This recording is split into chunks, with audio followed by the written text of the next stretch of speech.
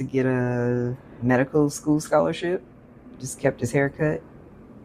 I did it because I was desperate to get into medical school. 37-year-old VJ Chokol Ingram bears a striking resemblance to his celebrity sister, but he altered his appearance by shaving his head and then claiming on his medical school application that he was a black man. As part of the deception, he also used his middle name JoJo. Why? Yeah, him and Kamala are besties. I don't know if they besties, but they definitely are pretendies. Pretendians.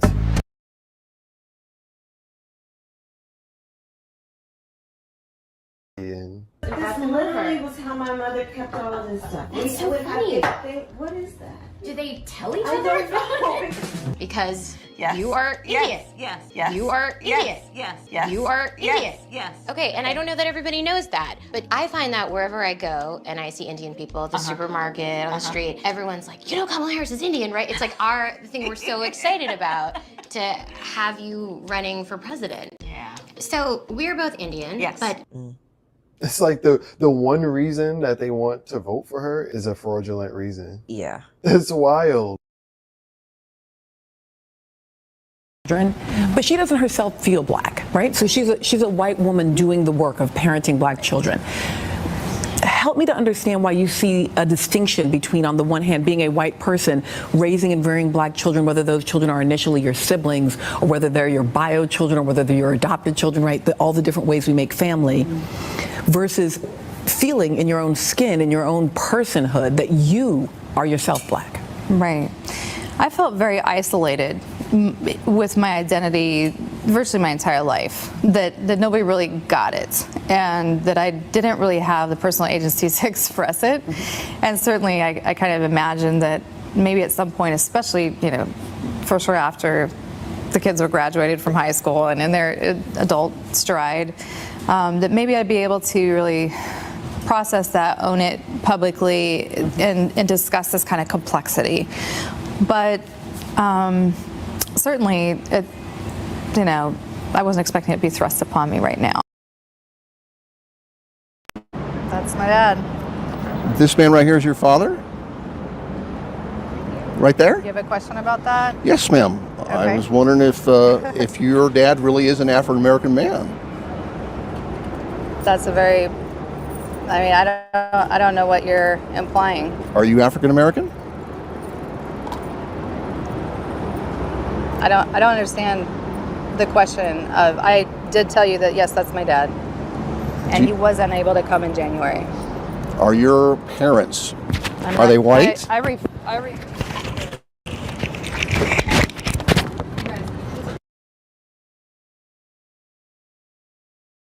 But is she deceiving her 250,000 followers?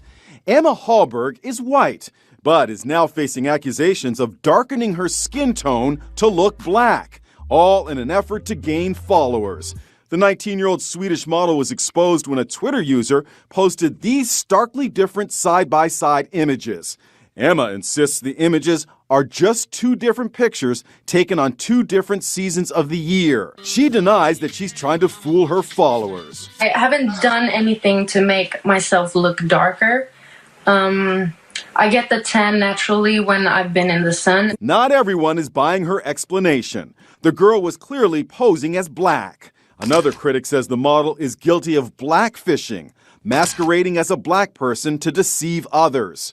Emma's makeup tutorials are very popular online. She says she uses darker foundation than my face only to match it to the rest of my body. Some people have even gone so far as to suggest she's altered her hair and facial features to appear black. I've never claimed to be black or biracial or anything else than white.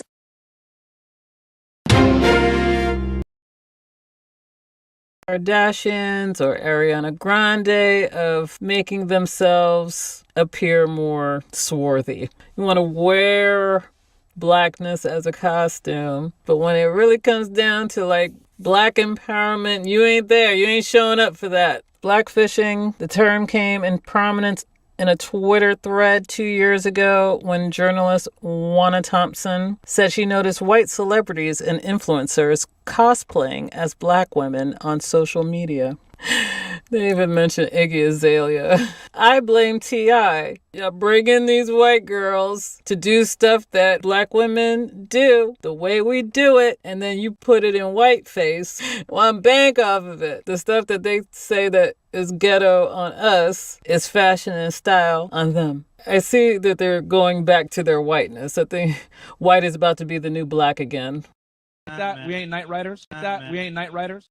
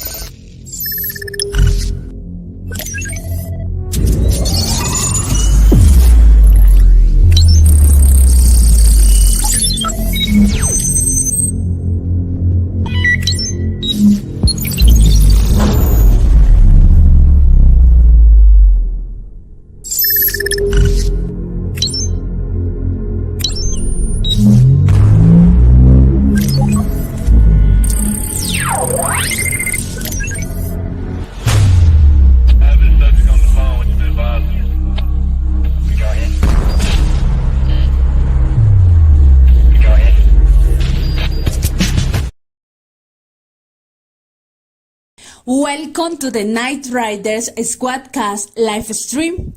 You are now rolling with the Knight Riders.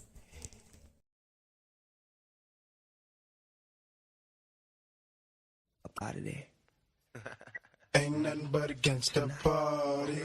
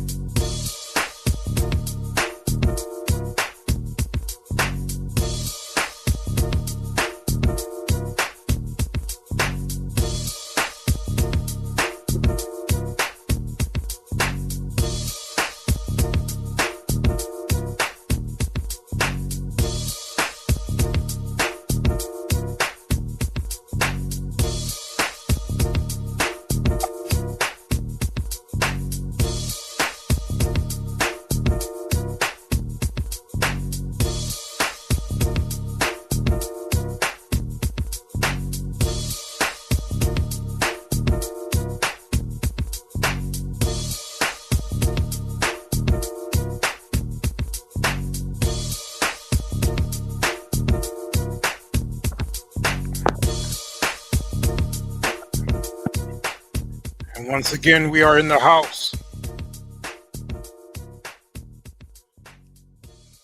Salute to everybody in the building. Salute to everybody that's going to fall into the building later. And to everyone, of course, that will be watching the playback. Once again, it's on. And we are here. And I would like to welcome you all to another exciting episode of the Knight Riders Squadcast. And we are going to have a very exciting and powerful broadcast for you.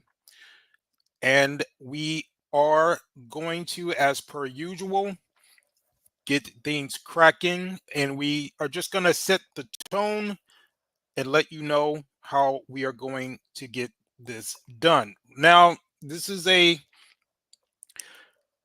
follow-up to the ongoing issue with regard to this dust-up that's going on in the sphere with regard to the, quote, unambiguous black women in the exoticals. Now, I want to be very clear about a few things, and we're going to get down into it because I got to cover a lot of important things tonight. So I don't intend for this to be one of our marathons. So what I'm going to do right here is definitely start going directly into this point.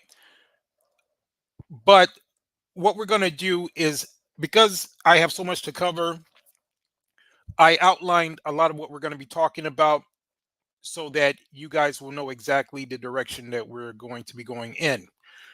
Now, first of all, I got to point something out, and that is clout chasing makes for strange bedfellows. I know you've probably heard that here first. Once again, clout chasing makes for strange bedfellows. Now, what do I mean by that?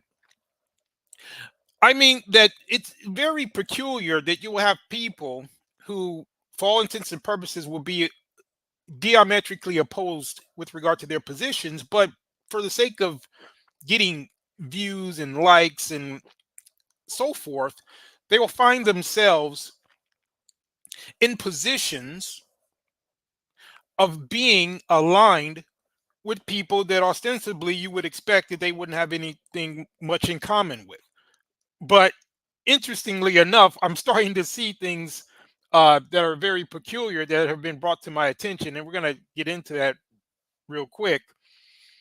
And for my part, I'm glad that this is a pastime for me and that I do business in the real world. Because I noticed that there's a lot of people who are obviously, if this is their bread and butter or they're really trying to make this into a career, that's fine. I'm not knocking it.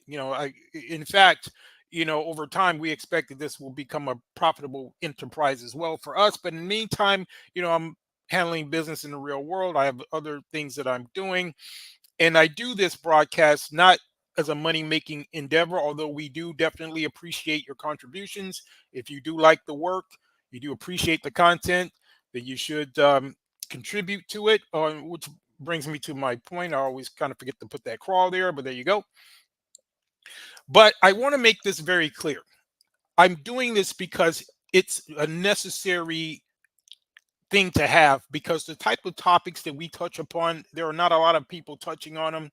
Although there are people who like to come and grift and take certain talking points and different things that we may raise, and we're gonna have to deal with that because I've alluded to it in the past. But as this channel grows and we start becoming more and more visible, because right now there's a lot of things that have started over here on this channel that have percolated throughout the internet and around the world even, and it's only a matter of time before people start realizing where a lot of certain things are coming from.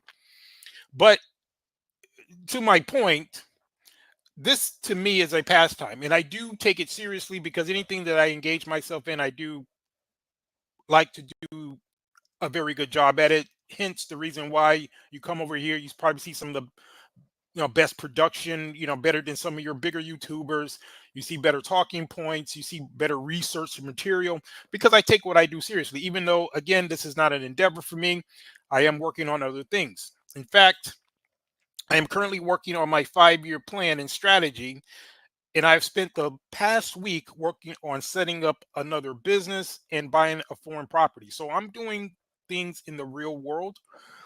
And so this here is a nice pastime for me. I do get to let off some steam at the end of the week as well. So it is cathartic. So it's not totally altruistic, although for the most part it is. And I am definitely, doing things to help you guys in terms of getting your positions out there and pushing back against some of these false narratives. Now, what am I talking about with regard to people coming over, kind of grifting and doing certain things? Let me break it down to you like this. Content creators that have saw my appearances on other platforms, such as, for example, some of you may be aware that I have kind of been on larger platforms and I've gotten a lot of visibility over the years. And some of you, have been rocking with me since then.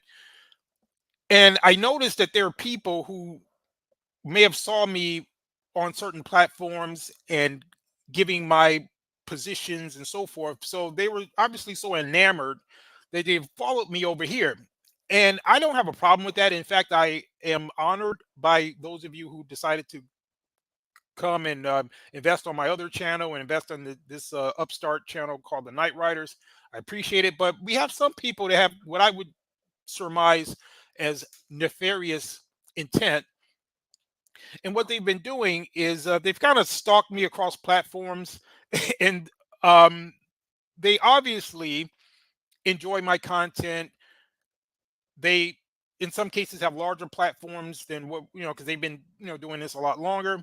But what I've noticed is they'll come over, and because information has been sent to me that shows a lot of these people are starting to mimic and talk about some of the things that I'm talking about, although they had never been talking about it before. And I don't want to keep hitting this point, but it's very important for you guys to know, those of you who are subscribed over here, that you are ahead of the curve. And as we grow, and as things become more apparent, you're going to realize that you're with the winning team, because a lot of people, unfortunately, are pretty lazy and they like to just come and shadow watch and get certain ideas and so forth.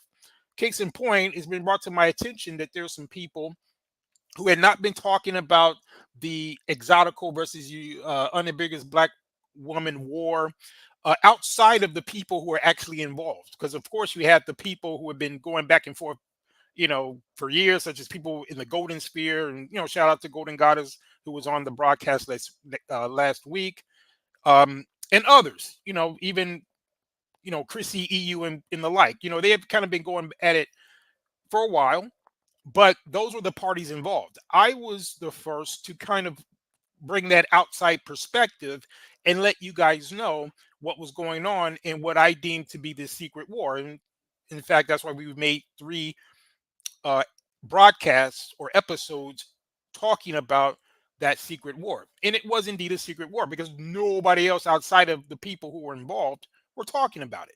Now it's been brought to my attention that you got some people who are starting to talk about this, which again, I don't really care, but they're trying to make it seem as though they just kind of found out about this, when in actuality they're shadow watching the channel, looking at what we're talking about and going and giving their own clumsy rendition of it, which is actually ridiculous, because one of the things that I proved is that when it's not authentic, they're going to be coming with the same tired talking points.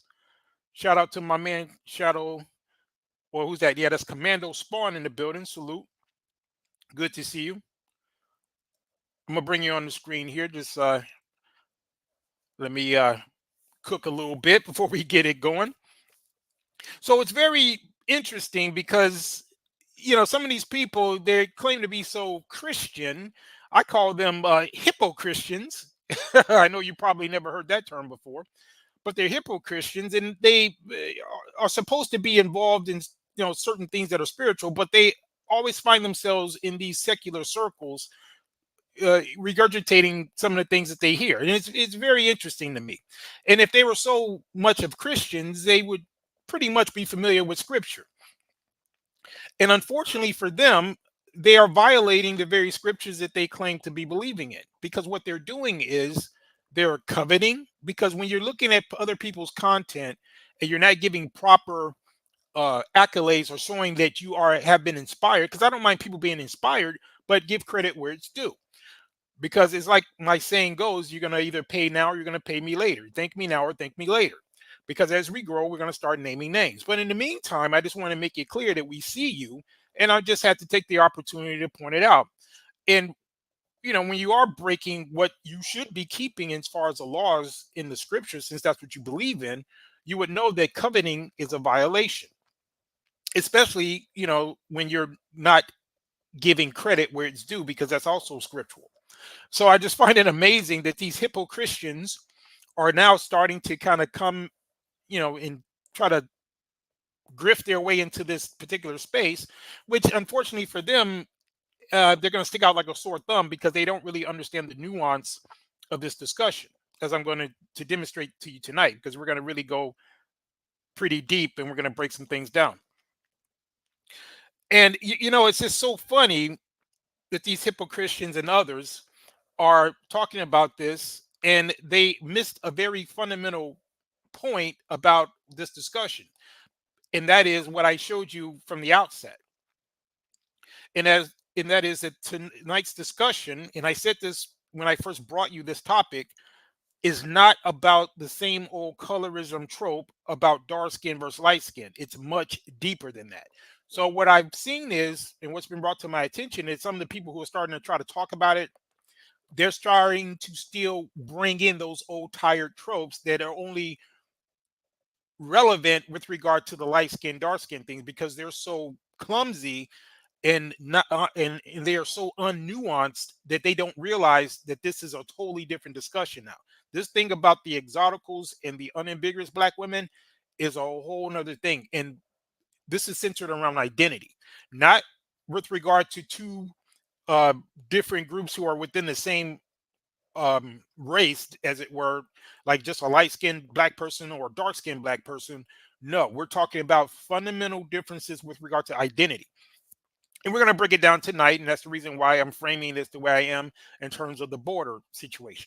Because I kind of touched on it last week, but I'm going to go a little deeper tonight. Yeah, let me shout out my man. Yeah, salute to you. Yeah, you caught it live. Yeah. Good to see you. Got some other people falling into the building as well. Good to see you guys. Yeah, we're gonna go in. So I just wanted to kind of make some things clear. But yeah, guys, I'm just letting you know that we are aware of some of the fakers and frauds and degenerates going on out there, just coming over here trying to sponge content because obviously their, situation is stagnant and they see, a fast rising channel like ours. And, again, I don't mind people, getting inspired, but, just get credit where it's due. That's all. And I can't imagine being like that, even though this is just a pastime for me. It's just so weird that people will be so lazy or uninventive or unimaginative that they have to literally take topics and titles and thumbnails and production that we do over here in our, small but growing channel. And they're supposed to already be established, but they can't find it among within themselves to create their own unique content. Fascinating. But anyway, that's not what it's about. I just wanted to just hit on that, and that's going to land where it needs to land. And again, I'm not one to shy away from naming names, but I'm doing this strategically because we got plans in the future to deal with that. Now, let me be clear about something else. This discussion tonight will center around the need for blacks to have what we call BWB and BBB metrics. So these are new terms and we're going to define them for you. BWB is blacks with borders. Okay, we're going to break it down and we're going to show you exactly what we mean. And a black by birth standard. So what is that? I mentioned it last week, but what it is a 80% rule, 2 by 2, and that is 2 black parents and 2 black grandparents. And like I said before, a lot of people will be like, well, who are you to try to define who's black? Well, because none of you guys did it. Nobody up to this point has came up with a definitive plan. And let's be very clear about something. These standards are strategic and are not tactical, unlike what other spaces are talking about, such as your EU, with her exoticals and, even that ADOS and FBA stuff. That's all tactical. And I'm going to show you what we mean. And since blacks have failed to implement this sooner, they must suffer consequences first. And this is the unfortunate reality.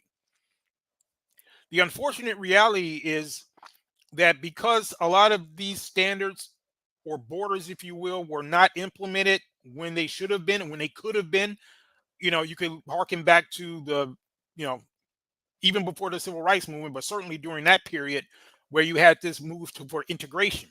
And even Martin Luther King himself has been quoted as saying that he made a mistake, with this whole integration thing, and he integrated his people into a burning building. Now, that was talking more or less within the social economic sphere. even before that, there has been a very severe failure of Black people to clearly define themselves, and they have been inundated with other people's definitions, such as the one drop rule, that has given others the opportunity to define who is a Black person for Black people themselves. Now, again, because Black people have not adequately and historically created a standard and stuck to it with regard to their identity, they have to suffer the consequences for not doing so. And those consequences are social and economic. There's going to be a very huge disruption in what Black people have become accustomed to.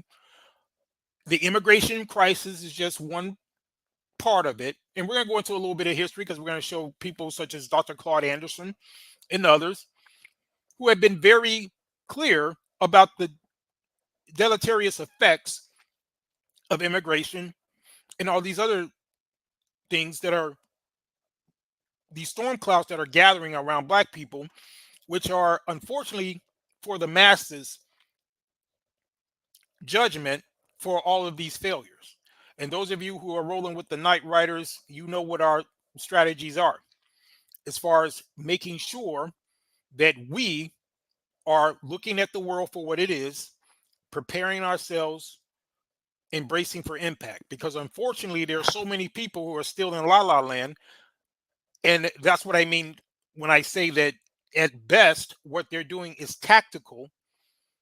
You know, say, for example, take what Exoticals United and others are doing, trying to create these little subgroups with regard to this Exoticals, which is centered around beauty and leveling up and, you know, what she call it, privilege stacking or whatever she's trying to do. All of that is predicated on a current paradigm that is rapidly disintegrating.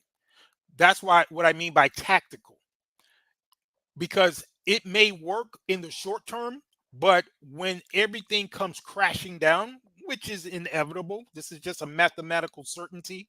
And those of you who have been following this channel and those of you who rock with some of the adjacent channels that talk about these topics, you know exactly what I'm referring to. But unfortunately, a lot of these people, they don't. They're behind the curve. They don't understand what's actually going on. And we are 7 moves ahead. And this particular thing that I'm telling you right now is not something that I am saying that needs to be implemented now or that I would expect to be implemented now. What I'm saying is that it's going to be implemented after the proverbial SHTF happens. And then whoever's left is going to need to implement what I'm talking about right here, because the damage is already done. It's already a foregone conclusion. And it's unfortunate. You know, I'm not saying this stuff because I'm pleased to say it. I'm saying it because this is just the reality. I'm just like the doctor who's telling you that you've gotten cancer or you have a condition that would require you to have limbs amputated because you didn't take the proper precautions, you didn't eat the right diet, you didn't live the proper lifestyle, so you got diabetes or whatever the case is. So now you're going to have to get something amputated. And so I'm telling you that that's going to happen, and I'm giving you the prosthetic that's going to have to come after the fact. So I want you to be very clear about that. This is not something that I'm telling you that Black people that I think are even going to implement. To some degree, Black people are starting to do it because you're starting to see pushback against the Democratic Party. You know, they're rejecting people like Kamala. You know, they're doing a pretty good job in the short term, more so than past generations. So I'll give credit where it's due. However, it's too little too late. And that's the bottom line. Everything that they're trying to do now should have been done 50 years ago, 60 years ago. It has not been done, so the consequences are going to be severe. So that's just a foregone conclusion. It's going to happen no matter what. It's what's called a quagmire, meaning no matter what you do, the situation is still going to be bad because all these decisions that were made were so horrible, and because there was such a lack of an implementation of these type of standards, and it permeated the entire culture. And that's the point. And with regard to the unambiguous black women and their part in this, because they didn't create a standard for themselves, they are now contending with this uprising with regard to the exoticals. And like I was trying to warn them, almost 2 decades ago, I was saying, look, just from an economic standpoint, if you start creating your own standards centered around your own unique beauty and your own unique skincare and so forth, then what you're going to be able to do is capitalize off that and build industries around your own needs, as opposed to making billionaires out of other groups who don't give a goddamn about you. But they didn't listen to that. And I'm not the first or the only one to, start telling them that. But I was one of those voices in the wilderness, talking about this. Shout out to my man, Iman Perry. Salute. Good to see you in the building. Got a few other people shadow watching. That's cool.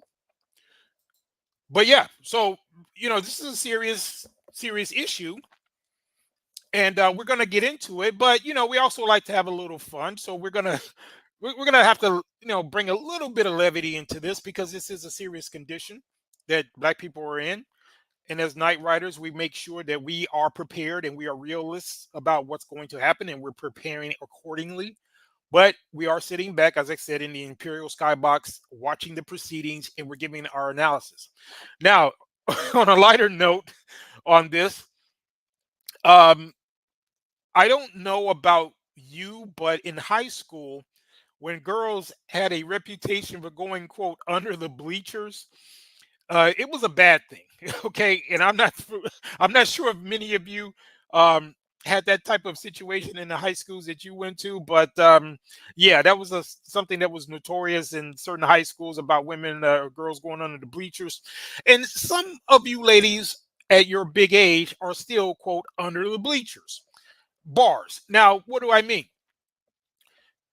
Even though it's a different definition, I'm doing some wordplay here. Those of you who know, with regard to be going under the bleachers from the high school standpoint, but you're under the bleachers in the sense that you're following women like EU and others.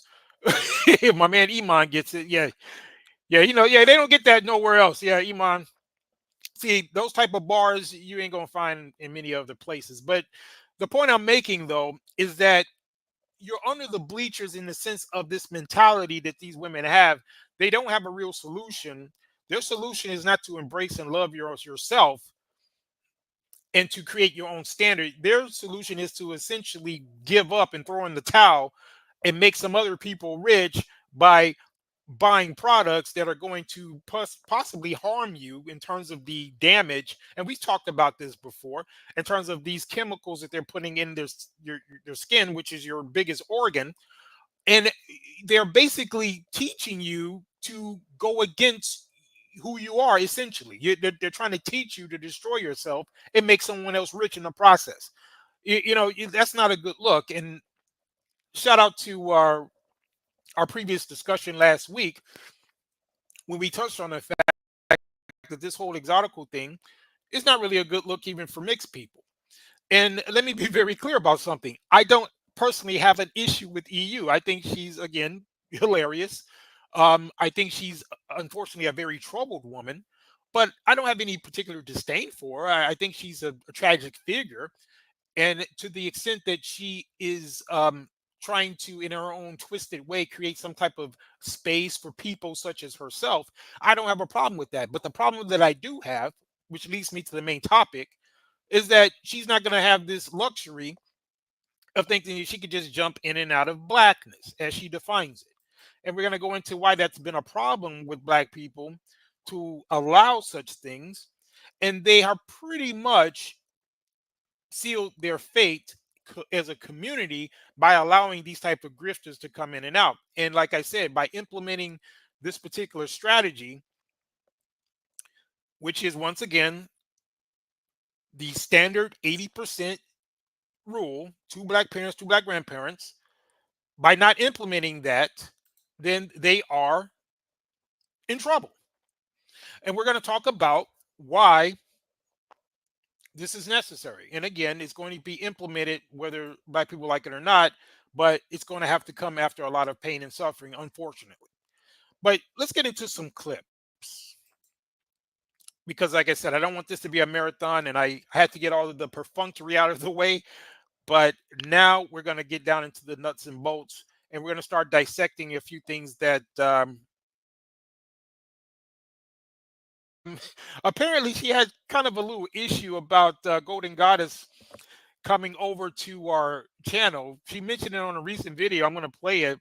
And my question to EU is, EU, why would you have a problem with Golden Goddess coming over to visit me? Obviously, she has very good taste with regard to who she's associated with, and she understands that we are a quality broadcast. And the fact that she's a biracial woman, I don't hold that against her. See, some people get it twisted, and they think just because you talk a certain way that you have to be anti somebody. I'm not. I deal with people as individuals. This is not a no Keisha zone or anything like that. And I understand for the people who create those type of zones, I'm not knocking it. Over here, I don't feel the need to shut women out. They can come have a conversation. I'm at peace. I'm cool. I know a lot of guys, they pretty much don't want to deal with the women online because they have such bad experiences in real life, and they still maybe work a job where they're got women around them that are getting on their nerves and so forth. I don't have any of that. So I'm pretty much laid back when it comes to this. So if women want to come on the panel, they're welcome to. They can leave their comments. So it's no big deal. But EU seem to have some type of little issue. Oh, you over there and he's an unambiguous man. Well, EU, why would you have a problem with that when you're the product of an unambiguous man and a biracial woman, as I understand it, correct? So it seems pretty hypocritical, don't you think, that you would have some type of issue? So I just wanted to point that out, and I'm going to put the video up here, but I thought that was hilarious that she kind of made an issue about it. Yeah, just because Golden Goddess can recognize a real one, and she, wanted to and agreed to come on the panel, then that shows the type of quality taste that she has. And you're welcome to come through as well, because I know you're shadow watching anyway. And again, I don't have a problem with you, EU. And it's so funny. Every time I hear the name EU, maybe I'm old school, but this is what comes to mind to me. Not necessarily Exoticals United, but Experience Unlimited. And those of you who are old school, you're going to remember this. This is what comes to mind every time I hear the word EU. Let's get it.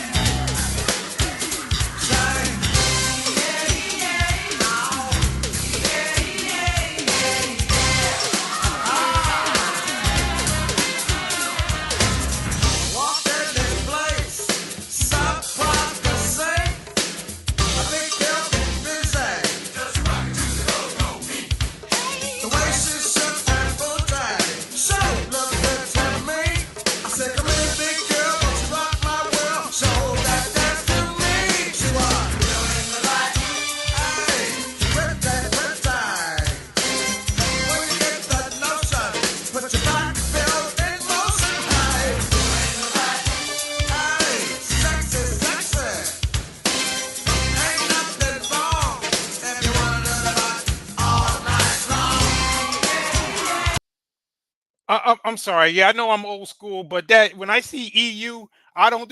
That's what comes to mind. I know some of you that went over your head, but my real ones, they was up there. Yeah, they know what I'm talking about. That's old school. But yeah, when I hear EU, that's the first thing that comes to mind, and then Exoticals United. But anyway, I digress. but like I said, we gotta have some fun, because there's some heavy stuff we're gonna be talking about tonight. Shout out to my man Israel Young Lion. Salute, bro. Good to see you as always. Yeah, but we're gonna chop it up. Oh, and Israel, brace yourself, because we are going to play a little bit of what your girl has to say. I know you can't stand her voice, but try to get through it, bro, because it's very important. I'm not gonna play as much from her, but I gotta touch on something because she did kind of mention your boy. You know, she did mention me in EU. I don't have a problem with you mentioning me, because you have every right to, because we've been giving you that work, so you have every right to mention me. But if you're gonna do it right. Number one, I'm not a red pill guy. And I'm not a passport bro, because she said that about Golden Goddess. She said, "See, she over there with that unambiguous black man, red pill passport bro."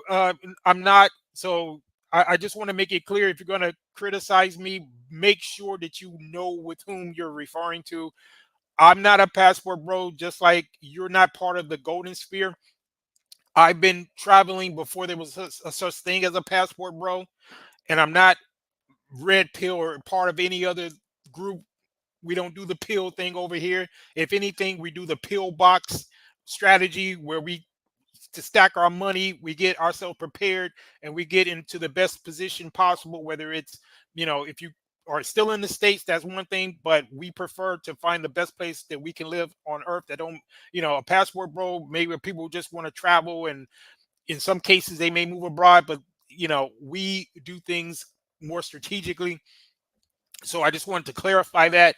Yeah, there's some parallels and there's some adjacency, but no, I'm not a manosphere guy. I'm not red pill or any of that. We're night riders over here. We're Sigma men, and that's what we do.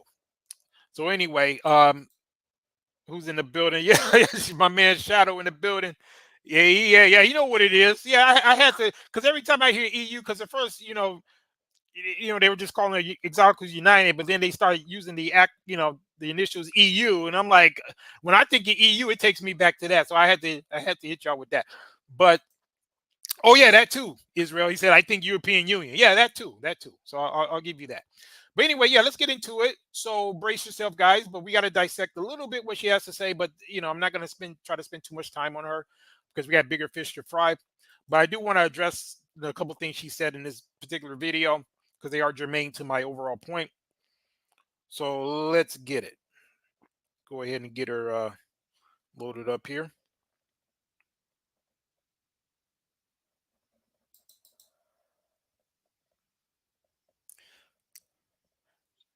Back to the Creepy Articles series. So the Creepy Articles series is where we discuss the gossip that is going on in these internet streets. So if you guys see anything that you want to screenshot or anything that you want to gossip about here in the Pretty Girl Club, be sure to email me at exoticalsunited@gmail.com, because some of you guys have been sending me messages about how suddenly the unambiguous black female community has outgrown the colorism conversation. Have you ever noticed that? Ever since the exotical space came onto YouTube, suddenly we've got Paris Milan, who completely quit YouTube because I talked about my use of kojic acid and how I can tell when someone else uses kojic acid. Well, here's the thing about that, and like I said, guys, we don't have a horse in that fight or horse in that race with regard to this thing of that's going on between her and Paris. But what I will say is this: both sides have issues. I know, I know, Israel. Just bear with me, man. I'm making a larger point here. I know she's and again, I get it, Israel, but we got to see through the your disdain for her voice and get to her points, because I can do that. I can focus on the actual points that she's making, notwithstanding her annoyance, because I guess that's what I'm here to do. But she is pretty much still making this false pretense of as if what she's doing is somehow helpful or healthy. This whole thing about defending the fact that she's using kojic acid and all this other stuff. Now, she can be commended for her honesty, but at the end of the day, this is very toxic. And a lot of these women, as I've mentioned before, are following her down over a cliff or down the road to perdition. So it doesn't matter if whether it's Paris, Milan, or whoever that left, she may have won the battle, but she's going to lose the war. But let's get it. And then we had Chrissy, who left the colorism conversation. Well, I don't think she'll be able to leave it. She can't discuss anything other than MLS women on her YouTube channel.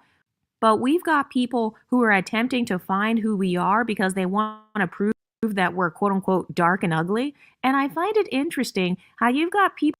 And I think she's projecting that. I think it was only her. You know, it's very interesting that she's trying to frame it as though everybody's trying to find out who everybody else is. No, I think it's pretty much just UEU, to be honest. And it's, you know, it's funny that she's trying to deflect in that way. But anyway.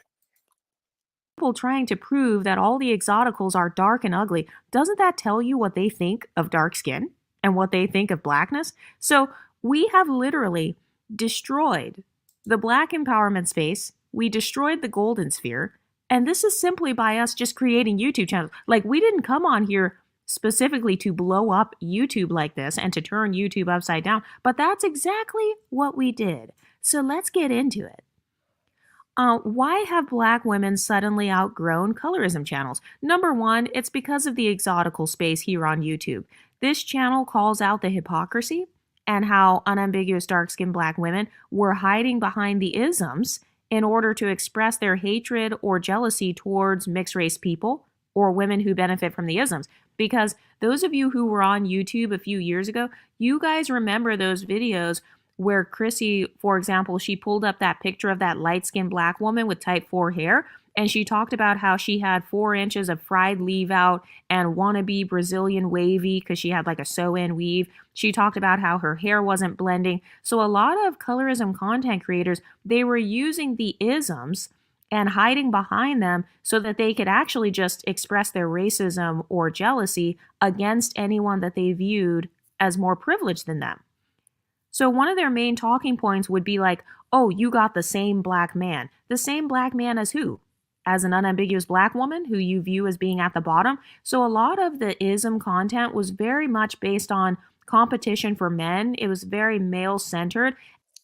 And here's the thing, her whole point of this decentering men thing, we pointed this out before, because one of her criticisms of the other space, which is, you know, the Chrissies and the like, is that they were talking about attractiveness as it pertains to, you know, attracting the opposite sex. And I find it very fascinating that this particular woman, EU, seems to be adverse to that whole concept while being so centered around beauty, when in actuality, it's a ridiculous thing to try to frame beauty outside of the male gaze, because that is essentially the whole point of it. There's no tangible benefits to a woman just walking around thinking she's beautiful, and there's some type of privilege stacking that she's going to get simply because she's just intrinsically attractive, unless there are men typically who are going to benefit her. So that's, to me, one of the things that the other space, such as the unambiguous black women, if that was their position, which is to look at how they are in the eyes of men, then I would say that's a superior position. But she's trying to knock them for that. So I think that she's definitely off base when it comes to that. But let's get a little bit more. And ever since the rise of the exotical space, we decenter men and we decenter whiteness. Ever since we actually started discussing nuanced talking points, they can't compete with the talking points of the exotical space. If you look at my video that I just uploaded within the past week, it was called 23 Questions That Black YouTube Can't Answer. No one has been able to successfully respond to that video still. Now, I've not seen these questions that she's referring to, but I'm sure they're pretty goofy questions, but maybe she'll mention a couple of them right here. But I'm quite sure that, you know, whatever these questions are, they're not that hard to answer. But anyway. Because they can't answer any questions such as, what color is light skin? What's the darkest shade of light skin? Name. So that's one of her questions. What color is light skin? Light skin is lighter than brown. If you're lighter than brown skin, then you're light skin. Okay. I just answered your little goofy question, the EU. So yeah, because you have dark skinned people, you have brown skinned people, and then you have someone who's lighter than that, then that would be considered light skin. Okay. It's very simple, easy peasy. Fenty shades. They can't answer questions. I don't give a goddamn about no Fenty shades. I don't know about that. I'm just saying what is light skin, and that is someone who's lighter than brown skin. That's a light skinned person. Like the woman on the screen, I would consider that light skin. Questions like that. What is mixed? Are mixed people black? The A mixed person is a person who has a significant amount of something that's other than black. And no, mixed people are not black. That doesn't mean they're bad people. That just means that they're not black. And I think that that's unfortunately one of the misnomers that people have with these discussions. And that's some of the problems that I was having back in the day when I was, talking about these type of topics. They always tend to make it a value judgment, and just because someone's black doesn't make them a good person, and just because someone's mixed doesn't make them a bad person. And me simply identifying someone who for what they are is not me dissing them. So yeah, so to answer her little pedestrian question, a mixed person is someone with a significant amount, in our definition, if it's over 20% of non-black, then they're mixed. But let's get it. exotical space has actually. Oh yeah, and Israel says, what did he say? He said, decentering whiteness my ass, but ask questions revolving around colorism. Exactly. See, you know what? See, that's the part of the fun in breaking this type of stuff down, Israel, because the contradictions are just enormous, right? So it's just so many ways you can pick this foolishness apart. But I'm just identifying this because once we get into the meat of this discussion, you're going to see the need for the standards that I'm going to put up right now. So let's get it. Yeah, exactly. Yeah, exactly. Exactly. My man D in the building. He's another one that is normally early, but even when he's late, he's always on time. Salute to D. Let's get it. Provided answers to all of those questions. And also, the exotical space is the only sector on YouTube that offers dozens of solutions to Yeah, and they all center around something coming out of a bottle, right? Such as some type of bleach or kojic acid or something like that. So yeah, I'm sure she has a bunch of solutions as it pertains to, getting out of their natural phenotype through some type of chemical process. So instead of exoticals, I'm gonna have to start calling them the exoticals because everything that's a solution probably is in a bottle. So yeah, they're the exoticals. You heard that here first. Let's get it. internalize colorism, texturism, and featureism. We talk about how getting rid of hierarchy thinking will help you to overcome colorism. We talk about privilege stacking. So if you have a hierarchy thinking, listen, ma'am, the whole definition of what you're talking about with regard to privilege as it pertains to beauty, as opposed to some women who are maybe not as beautiful, that's hierarchy. you do know that, right? I hope I'm not giving away many secrets when I point out the fact that that's still hierarchical. If you're talking about you're getting privileges based on your quote beauty as opposed to someone else, then you're at a higher level. When you're talking about pedestals and all that, that's hierarchical thinking. Am I missing something here? Is this, are they too dim-witted to even understand the contradiction? She's talking about she's not about hierarchy, but that is precisely what that is. Everything that she's talking about is hierarchy and competition, but it's ridiculous. Well, let's go. Their privileges or privileges associated with your skin tone and your hair texture to use those things to your advantage, because I actually believe that everybody has some form of privilege. There are pros and cons to everything. Okay, so there are privileges and disadvantages that come with being dark skinned. There are privileges and disadvantages that come with being black. This is the first sector on YouTube that actually sees things from more of a holistic perspective. Actually, you're not. We've been doing that for a long time. I've been doing it on my other channel as well. You're not the only one that can see things in a holistic way. In fact, we see things in such a holistic way that we see things beyond this current paradigm, because everything that you're talking about, lady, has to do with the current paradigm. All of this beauty talk, all of this stuff about, privileges and all that, that's all based on the current paradigm. What I'm talking about in terms of this strategy that black people are going to need to implement is going to have to be done after this is all said and done. After where it's an economic collapse, WW3, you name it, grid down situation. Whoever's left of the so-called black community is going to have to circle the wagons, create their own standard, weed out the people who like yourself who wants to just jump in and out, or the people like Kundis Hoens who are, for all intents and purposes, black but don't have the correct mentality. See, that's what's going to have to come next after this paradigm has crumbled and burned. That's being strategic. That's 7 moves ahead on the chessboard. What you're talking about is very basic and very limited, and is going to crash and burn with this current paradigm. That's what you're doing. So, you don't have any real solutions. Salute to Shadow. What do you say? Exotical genie in a bottle. Yeah. Yeah, they're exoticals, man, because all of their solutions come out of a bottle. Israel, like I say, exoticals, cause they botching this so alleged separation from the B devils. Yeah, exactly. Cosplaying. Yeah, exactly. Let's get it. Versus only seeing things through the lens of victimhood. But number 2, in order to create colorism content, black women had to speak on behalf of MLS women and speculate about other people's opinions of them.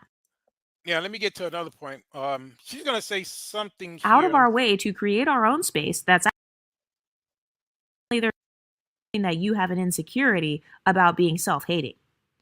They're hoping that they can gaslight you into silence, or that they can get used. They'd be like, haha, she got the same black man.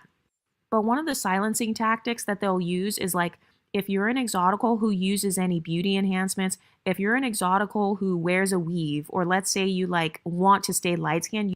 She's talking about herself, by the way, because I think it's apparent that she's exotical, but she's not as exotical as she would like to be. So she likes to use enhancements. And again, the reason why women like this have to be excommunicated from whatever is defined as a black community is because she's going to spread this type of nonsense. And again, this isn't personal. I think she makes for good content. She's entertaining, to say the least. But when it comes to being serious about defining who we are as black people, somebody like her, irrespective of her genetics, if they have this mentality, because I use the analogy of the country in terms of, if you think of us as a country with its own culture and so forth, just like someone could get an immigration, because those of us who have the requirements, as I mentioned earlier, 2 black parents, 2 black grandparents, 80%. You are a naturalized citizen. You are born, or what I would call BWB, which is black by birth. However, you could still give up your citizenship, even if this EU individual, from a genetic standpoint, because I think that she might still not make it, because she has a non-black or a mixed parent, she genetically may not even meet our standard. And yes, we are the ones to set the standard. That's the point of this whole thing. We define, not them. She doesn't get to define whether or not she's black. Actual black people get to define that, just like every other race. So you see how way above and beyond we are over here in terms of our thinking. We're not waiting around with some one drop rule or letting someone else hand us our standards. We're taking the reins. We decide who's who. And what we decide is that you have to meet that metric. And if you don't, then you don't meet that requirement. However, if you are what we would consider an ally, or someone who has put in work, such as, and I use the example of Clyde Anderson, and we're going to play some of his work a little bit later, then you are what I would consider a permanent resident. Even though from a genetic standpoint, you are not, you can still be associated because of your work, because of your benefits. That's just the bottom line.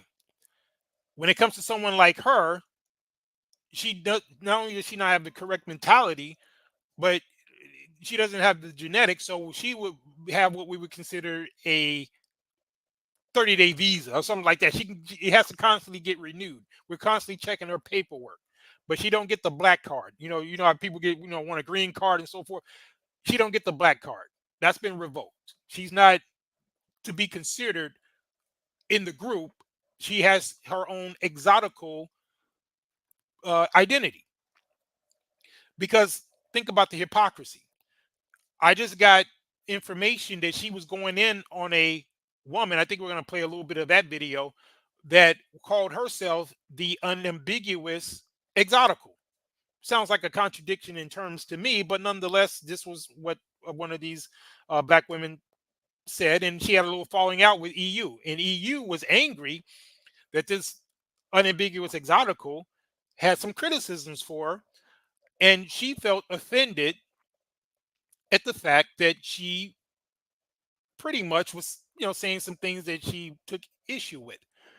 And my question is, and based on what some of the things that EU was saying, she was trying to hold her to a higher standard than what she has for the entire black community. So she didn't like the fact that this woman was making certain references as it pertains to this exotical space, but at the same time, she thinks that she can jump in and out of blackness. She didn't like the fact that this exotical, unambiguous exotical was jumping in and out of the exotical space because she's unambiguous, and she was also kind of towing the line with the exoticals.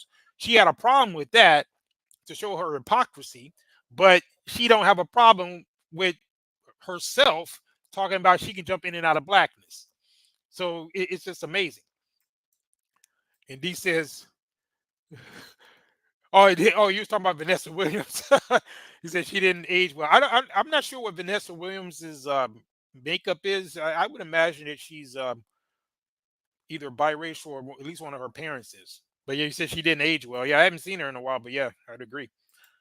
He said they aren't us. Yeah.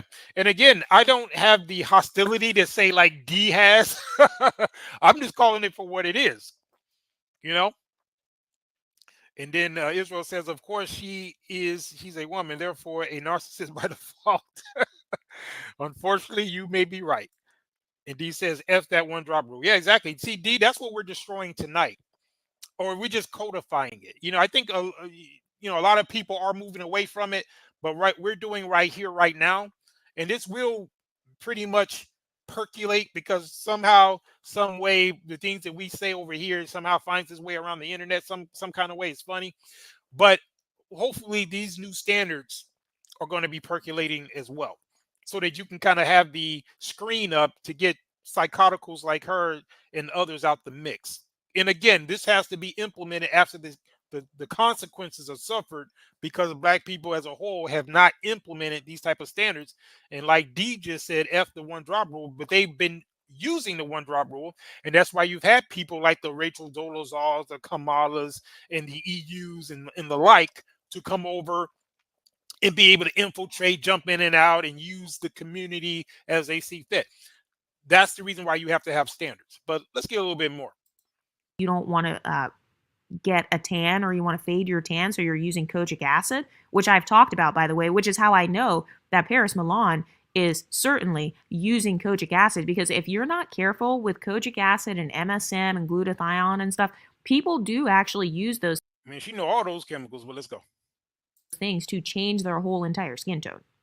But if you're an exotical who uses any form of beauty enhancements, or you want to increase your social power, people in Blackistan so Blackistan, huh? will call you self-hating.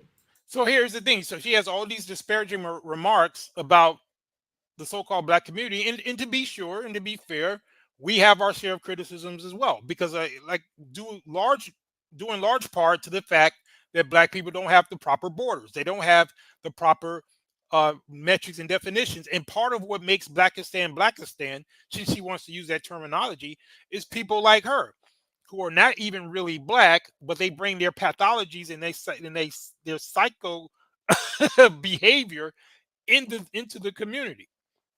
That's one of the problems, because there's not a clearly defined space, and there's a lot of people who I would define as probably exoticals who have been committing all types of heinous crimes and activities, and they are part of that what would be defined as this Blackistan. But again, they don't want to start breaking it down like that. They would prefer to just put that all under the umbrella of blackness. And like I said, when you create this type of standard that I'm talking about tonight, you can weed out that stuff.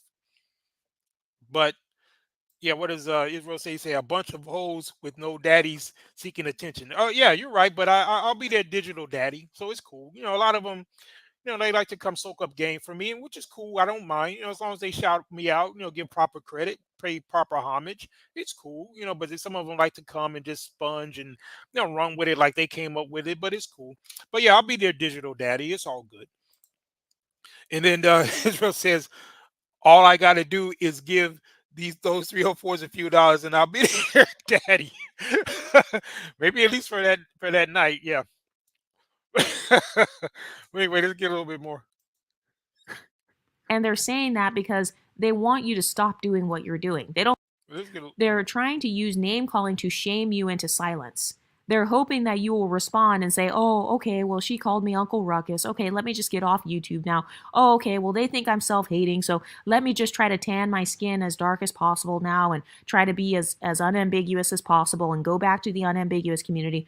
They're so used to being able to use narcissistic gaslighting against members of their own community.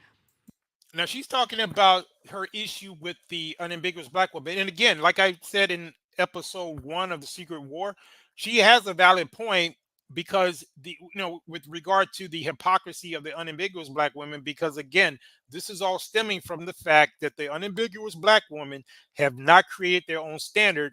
They wanted to create this false narrative that these women who are clearly not black, like the one you got on the screen, Vanessa Williams, and even when I was younger, I never understood why she was considered black, because she looked like every white woman that I had ever seen, and she won the quote Miss, she was the first quote Miss Black America, and I always thought that was weird, even when I was a young guy.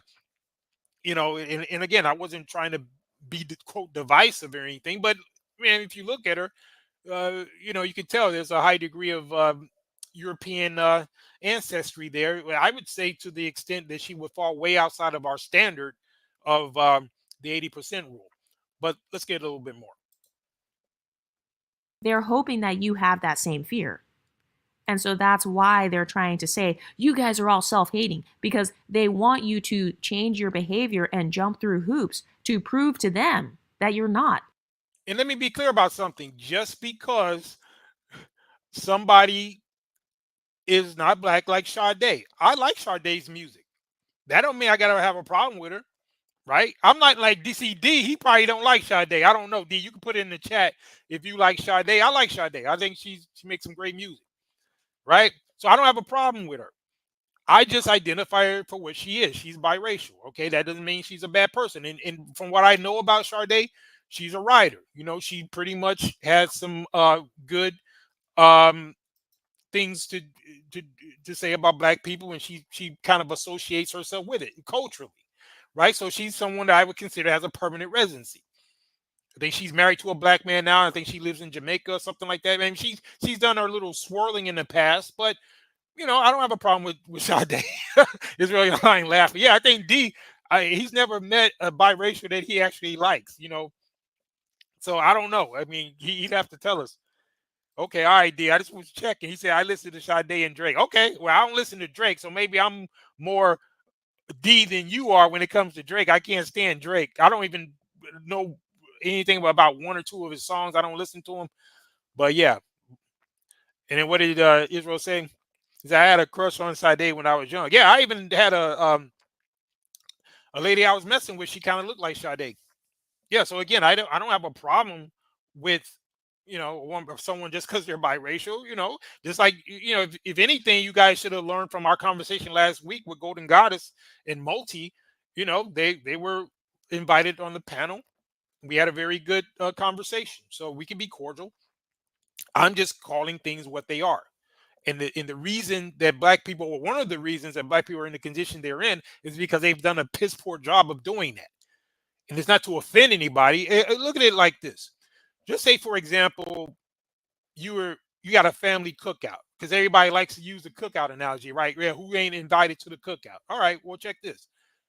You ever had a family reunion and then somebody show, all of a sudden you get all these cousins and uncles you ain't never seen before, and they're coming to get their plate. You're like, well, whose man is this? I mean, who brought this woman right here? Who are you with? Right? So if you don't have a standard, even when it comes to your own family, and you may have some jackasses in your family, because I know I do. You know, you might have Uncle so and so that you can't stand, but that's still your freaking uncle. So just because you got a Clarence Thomas or a Candace Owens, she's still a part of the genetically, she's still part of it. Now you can excommunicate her, but she's still there. So if for somebody else who don't even look like you, they're coming to the family cookout with their plate, and then they want to bring other people, then they're going to be taking the food from you. And this is your family function. So you got to have a standard. That's not to say that if they come with respect and they identify who they are, say, hey, you know what, I'm not part of the family, but that food look good, I'm kind of hungry, can I get a plate? You'll give them a plate. You're like, oh yeah, cool, because you're going to respect the fact that they identified themselves and that they didn't come over there fronting like they were part of the family, trying to grift themselves into a plate of food, acting like they're your long lost cousin. Because once you find that out, you like, get the hell up out of here. We're gonna throw them out because now they try, they coming over here on some slick shit. So that's the difference. That's what I'm talking about. When it comes to people who are, biracial or from these other backgrounds, I don't have a problem with it as long as they identify with who they really are, instead of coming around me telling me how black they are. That's the only thing that I have a problem with. But anyway, y'all going in. He said, yet both aren't black.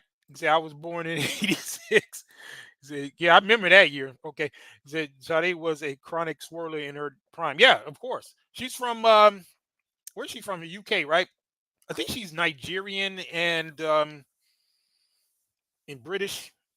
But yeah, again, I don't have a problem with that because she is part white, but I think now she's more or less married to a black man. And I mean a real black man, in Jamaica. I've seen the guy. So he's an unambiguous black man. But so again, if we're just calling the things what they are. And D says, I had a manager at work when I was 20 who was extremely cool. He was from the Caribbean, so he was cosplaying as one of us, yet he was extremely pale. Okay. Yeah, again, it does, he is just what he is. I've been around people like that too, which they're cool. They have pretty much culturally embraced the black experience, but at the same time, we have to call a spade a spade. That's the only point I'm making. It's not to be disrespectful to anybody. We're just setting the tone. We're setting the standard. We're defying it. We're not letting people jump in and out thinking they can come and grift. Just like I said, using the cookout example. If you got your family gathering, even though you might have people in your own family that you can't stand, but they're still part of the family, right? Somebody else who comes, even if they come and they're nice or whatever, and they're grifting and they're no relation to you, and they want to come in there and get food, and then who knows, they probably got other people they trying to bring in too. You're gonna have to shut that down. Now, it's not to say that you can't give them a plate, if they respectful and if they bring something or something like that. That's what I mean by them having a permanent residency. They can come and partake based and commiserate upon their participation. But if they're just gonna come and grift, thinking they're gonna jump in and out, they're gonna come get a plate, they ain't gonna give nobody nothing, and they're gonna run, get them a plate, take it home, then come back, get them a plate, then run home. See, that's what that EU chick is talking about. She's talking about dipping in and out, she just has the ability to set the standard herself. No, we set the standard. We see you coming. We're gonna check your paperwork. You ain't it. If you nice enough, if you contributing enough, we might let you get a plate, but then you got to get your ass up out of here. Now, in her case, she's already shown her hand, and she's shown that she's not really bringing anything good because she's trying to teach women who are unambiguous, essentially, to lighten themselves. Because this whole thing about her using kojic acid, battery acid, and battery fluid, and whatever the hell else she wants to use to try to lighten herself, that's sending a bad message to the women that are unambiguous, who may want to embrace their natural phenotype. That's the problem. And so if you guys got daughters or whatever, and let's say they have a natural phenotype, if they listen to a woman like that, next thing you know, they might start bleaching themselves, and that could be your own daughter. So that's why this is dangerous, and that's the reason why you got to put a line in the sand and put the gate up and say no. And D said, my thing has always been just call yourself what you are. Yeah, that's the bottom line. And then he said she's a swirler because she isn't black. He said, he said, dude, be quiet. The definition of swirling stands. Oh, what you guys arguing about swirling? And he says Marley isn't black. Yeah, I mean, you know what's funny about with the whole Bob Marley situation is that Bob Marley was kind of installed because there was an actual uprising with the the Jamaicans, the Rastas, and all that. The actual unambiguous Rastas, they were more of a threat. So the powers that be, they kind of propped up Marley. And I'm not saying I like Marley's music, some of it, right? So this isn't a slam to him, but I agree with D that he's not black, and he was strategically placed in his position and elevated, even though there were other reggae artists or Rastas who were just as good or if not better than he was, but they kind of suppressed him, kind of like what they're doing with Drake. And we all know that they are, or what they did with him before, he got kind of taken down by Kendrick. They were kind of artificially propping him up. And that's what they did to Bob Marley. Although Bob Marley, I feel, is still a good musician. I do like his music. But there were other movements in the Rastafarian community that were more radical than he was. So they kind of watered it down, and they knew they had to get someone who was biracial to kind of promote that. You guys just need to do that history, and you'll see for yourself. So yeah, just research that. But yeah. And then D says Sade is from Abadan, British Nigeria. Okay. Yeah, that's what I said. She's British and Nigerian. So Sade has Nigerian heritage, so the swirling makes sense. So what you trying to say, Israel, that a lot of Nigerians are swirlers? I've heard that the biggest swirlers in Africa are basically the Kenyans. That's what I've heard. But anyway, let's get a little bit more. Self-hating. So they're hoping that you have a fear of being called colorist. I'm not scared of people calling me colorist. I'm not scared of people calling me self-hating. Trust me, I've been called way worse names than that. I'm sure you have, but let's go. So people will try to call you all of these names because they want to scare you back into the unambiguous community so that they can go back to hiding behind you. Well, I think that day has passed. I think even the unambiguous black women at this point are starting to see that that's a foolish thing to do. I personally think that she needs to stick with her own unambiguous identity. I'm sorry, her own ambiguous identity. This exotical thing, this could be her own little group in terms of how to identify herself. Because think of it this way. Just like an unambiguous black woman can't be exotical, and exotical cannot be an unambiguous black woman. The only black women are the unambiguous ones. Anything else is mixed or non-black. So you don't get to dip your toe in the black experience in terms of being a black person and then at the same time talking about you're an exotical.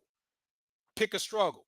You ain't gonna be able to cross the border, got one foot on the border trying to be black, and you over here trying to be something else. No, the moment you decide that you are non-black, your paperwork is revoked, especially if your genetics match it. Now, if you're like a Kunis Hoens and you pretty much are an unambiguous black woman, but you chose to carry the seed of a non-black man to get part, because you're going under that new community. That's the reason why women take the identity or the name, the family name of the man. In her case, she didn't, but for the most part, that's the reason why that works, is because those children are supposed to be the identity of the father. Shout out to Israel. He knows what I'm talking about, if you want to go biblical with it. So any woman that wants to be an incubator for a seed of another man, of another race, then that is your way out, and you are now associated with that particular community, even if you're unambiguously black. that you made a decision. You've revoked, you've given up your citizenship, which is cool. I don't have a problem with that, but we're going to call it what it is.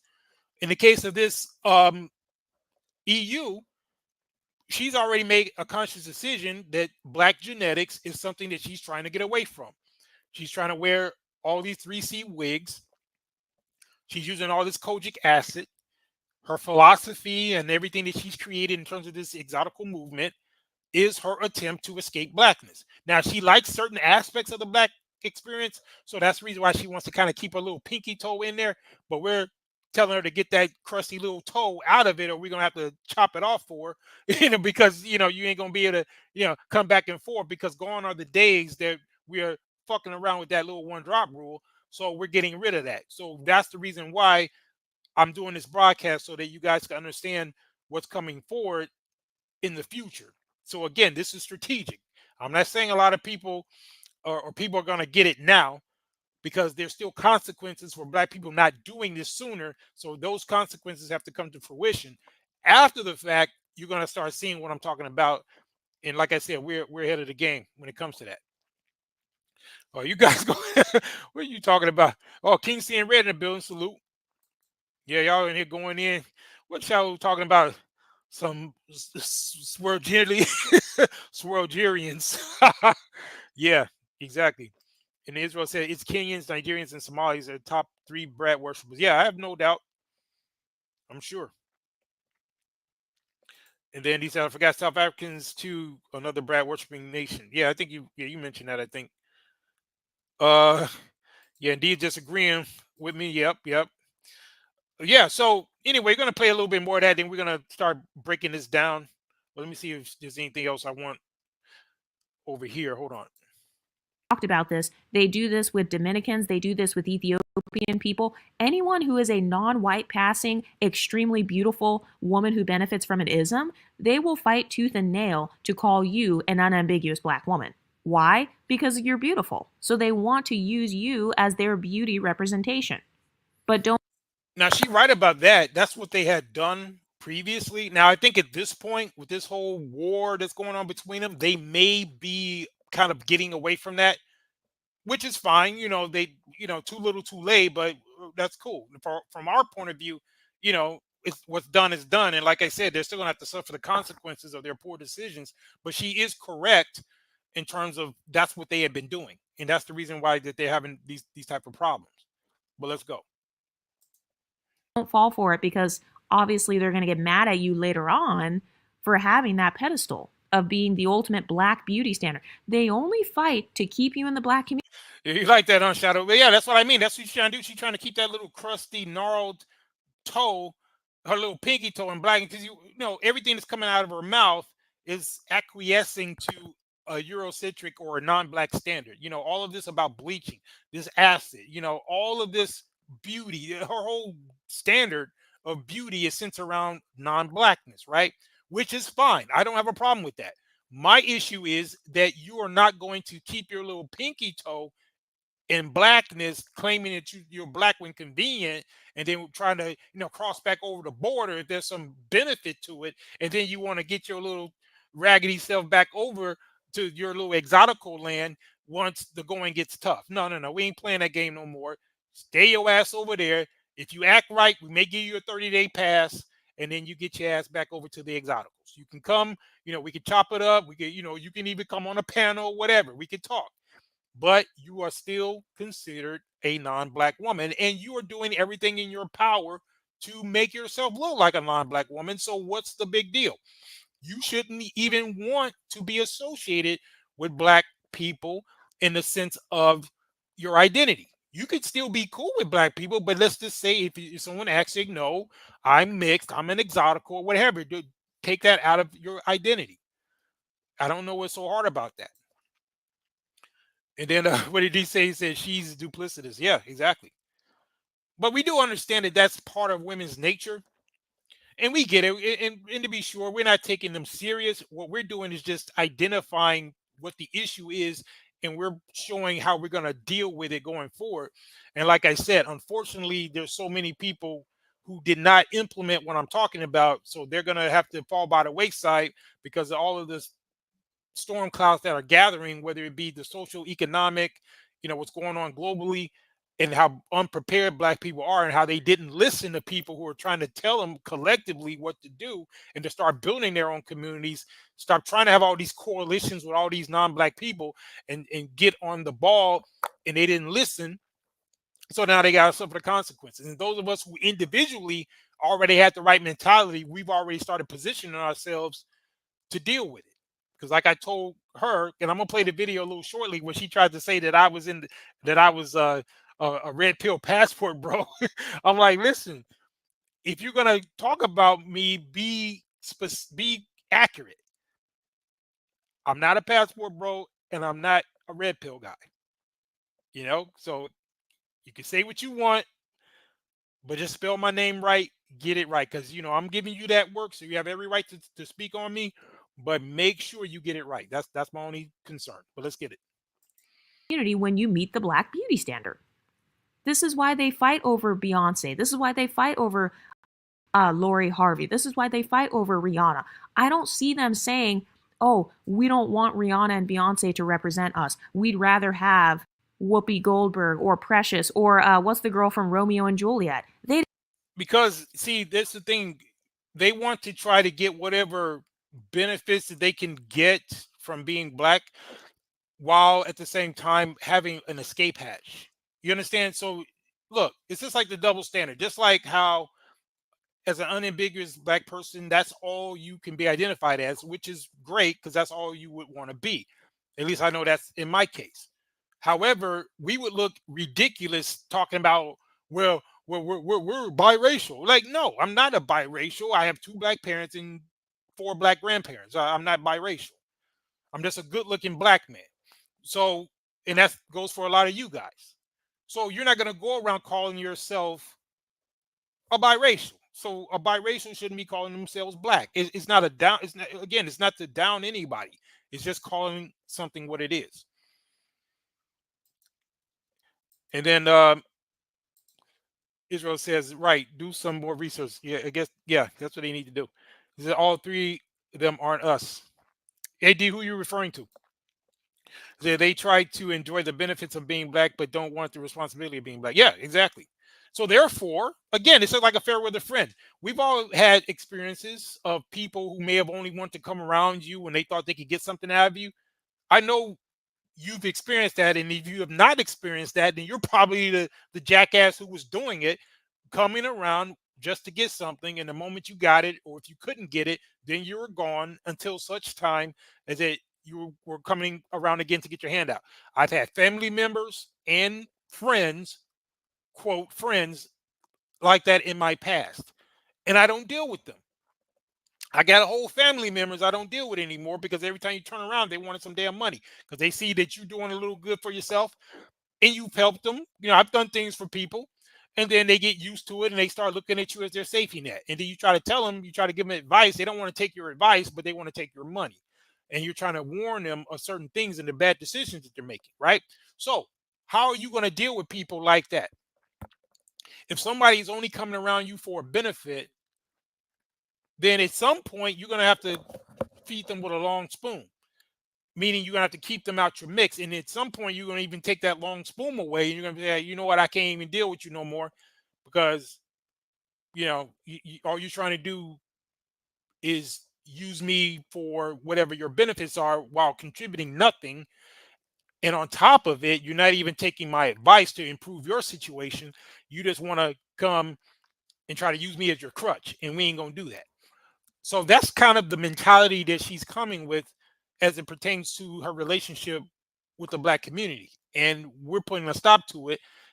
And again, this is something that's going to be solid once the conditions are right for it. Because in the meantime, they can do their little grifting because this is a current paradigm that's in place that all of the bad decisions that Black people made up to this point has created this situation.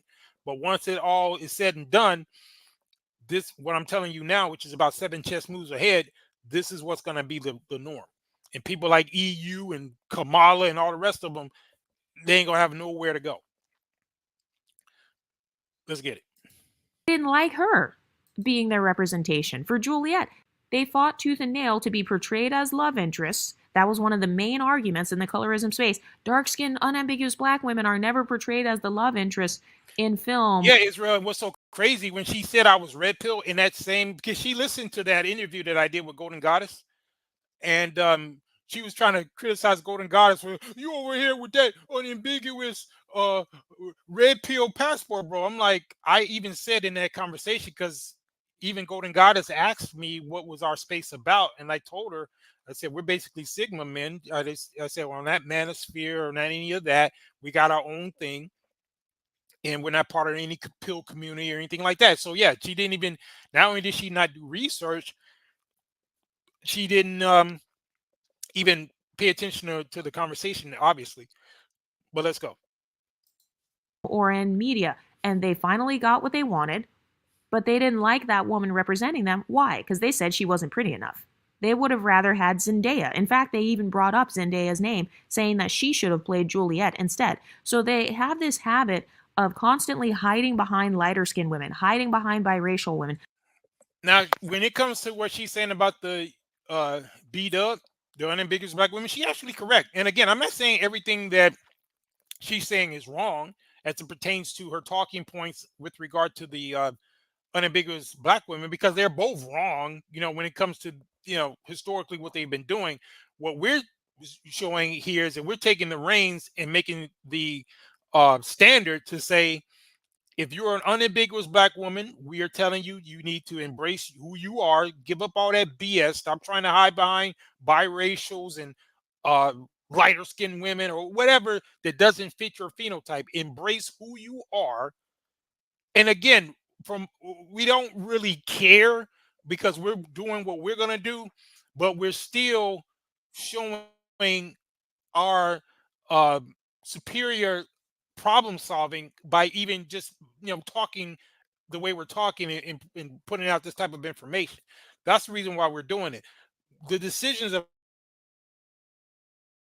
where we're going to move, so we don't, at the end of the day, it is what it is, but we're showing and distinguishing ourselves, and we're defending our own image, because for so long they've tried to scapegoat us as being colorists and texturists and featurists, while at the same time they've been the one perpetuating it. So that's the issue with these unambiguous black women. When it comes to the exoticals, like EU, she don't get to bring her ass around us talking about she's black, while at the same time talking about decentering men, denigrating our image by misrepresenting us.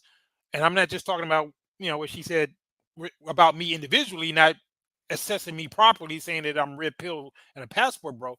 I'm talking about as a collective, how she's not assessing the fact that a lot of men are not chasing around exoticals. There's a very wide palette of what black men like. Some of us like exoticals, some of us like unambiguous, some of us like both. We ain't all about just putting a woman on a pedestal just because she's beautiful or any of that stuff. So we just want to make it clear that our particular part of this conversation is to show the masculine part of this. And to answer EU's question as well, as to why people like Golden Goddess would want to come rock with the Knight Riders, is because a lot of these women want to hear a masculine perspective. Some of these videos that we're doing in my analytics, even though YouTube's been playing around with the channel, some of our videos, the majority of the viewers are women, believe it or not. As much as, as masculine as our chats are and our, when we go live, because we got the real writers in the building. But a lot of the women who are watching these playbacks, a lot of people watching these playbacks are women, because they want to hear a strong, heterosexual, masculine man's perspective. And yeah, even though they be scared to comment in the comment section or come during the lives, but make no mistake about it, we got the analytics. A lot of these videos, specifically on these topics, the majority of the viewers are women.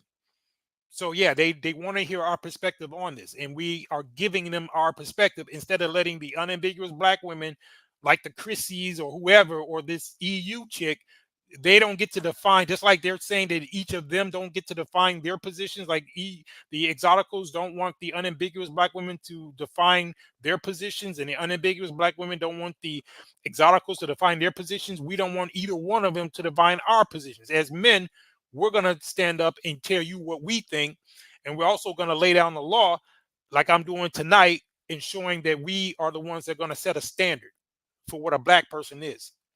You don't get to define it. We're taking that power back, because the ones who were defining it, these unambiguous black women, we see what they did, because they the ones let these Exoticals in the first place, and now it's biting them in their BBLs. And that's the problem. That's why we got to put in this heavy work and show them how it's done. But let's get it. Hiding behind women who have green eyes like Rihanna, you know, hiding behind women who have naturally sandy brown hair and kind of this golden skin tone like Beyonce, when they know damn well that the majority of the unambiguous black community does not look like that in everyday life. And so the Exoticals, Now, she does have a point there. Now, she got Kenya Moore on the screen. Now, I think Kenya Moore is very attractive. Now, do you guys consider her an Exotical? Because some people say that maybe, you know, her hair isn't real or whatever. I'm kind of on the fence with her. I think that she could be, I don't know her full background. I've seen her parents. They look black. I don't know about her grandparents. So what do you guys think about Kenya Moore? Do you think she's an Exotical or a unambiguous black woman? I think that's a good question. Because hazel eyes isn't necessarily a mixed trait, because there are black people who can have, because my grandfather had hazel eyes. So I think Kenya Moore's, I think her eyes are naturally hazel. So that doesn't mean that, you know, she's necessarily mixed. I mean, I think her head texture is maybe, in that picture, is maybe 3C. I don't know. But in her, I mean, I think in her, physically she's attractive. I don't necessarily like her attitude, but I think that's an interesting one. What do you guys think about Kenya Moore? I think that's interesting that she put her picture there. So you let me know in the chat what you guys think. This is a sidebar question, but do you think that Kenya is unambiguous or an Exotical? Because some of that might be, just the makeup and again, I'm not sure if her hair, if she's wearing a weave or not. D says light eyes aren't us. D, I kind of disagree with that, only because there are actually even Africans that got blue eyes. You understand what I mean? And like I said, my grandfather, who's a black man, one of my maternal grandfather, he had hazel eyes. But genetically, black people, it's rare, but you can still get a black person with light eyes. It's not common, to be sure, but it happens. Okay.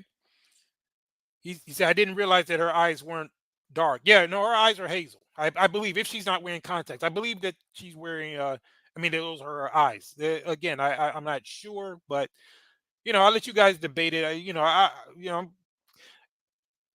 I considered her just to be black. I never looked at her as mixed, but because, like I said, I did see her parents, but I'm not sure about her grandparents. I don't know. But let's go. actually acknowledge that. They told us to acknowledge our privilege, and we are finally acknowledging our So that's what I'm saying. D doesn't travel anywhere besides America. No, if D don't see nothing but a straight up black person with 4C hair, they are not black as far as D is concerned. But D, no, just from a genetic level, no, you can get certain traits. Just like D, I'm giving you a perfect example. An albino. Albinos, and I know you ain't gonna like this, D, but albinos are actually black. I know you ain't gonna like it, but they are actually black. An albino, even though they have a genetic deficiency where they're not producing melanin, but you've seen those albinos, they get they got 4C hair, but it's blonde, and some of them have blue eyes and stuff and light skin. They're actually Negroes, believe it or not, and those are albinos. They're not. You can get two black parents, and they can produce an albino, and even though that albino may have no white ancestry, they could be light. That's a fact, D. So I'm just letting you know it's an anomaly. It doesn't, it's not common because you don't have in the world you don't have really all that many albinos, but the albinos are actually black. D, are you disagreeing with that? D is funny. What D said D D says they aren't. Okay, D. Okay, then what are they? Okay, so have you've seen two black parents, two black, like for example, in Africa, you have two straight up Africans, unambiguous, no mixture, generations deep of black, and they, because of a genetic malfunction, they can produce an albino. So if that albino is not black, even though their skin is pale because of a genetic deficiency, what race are they, D, if they're not black?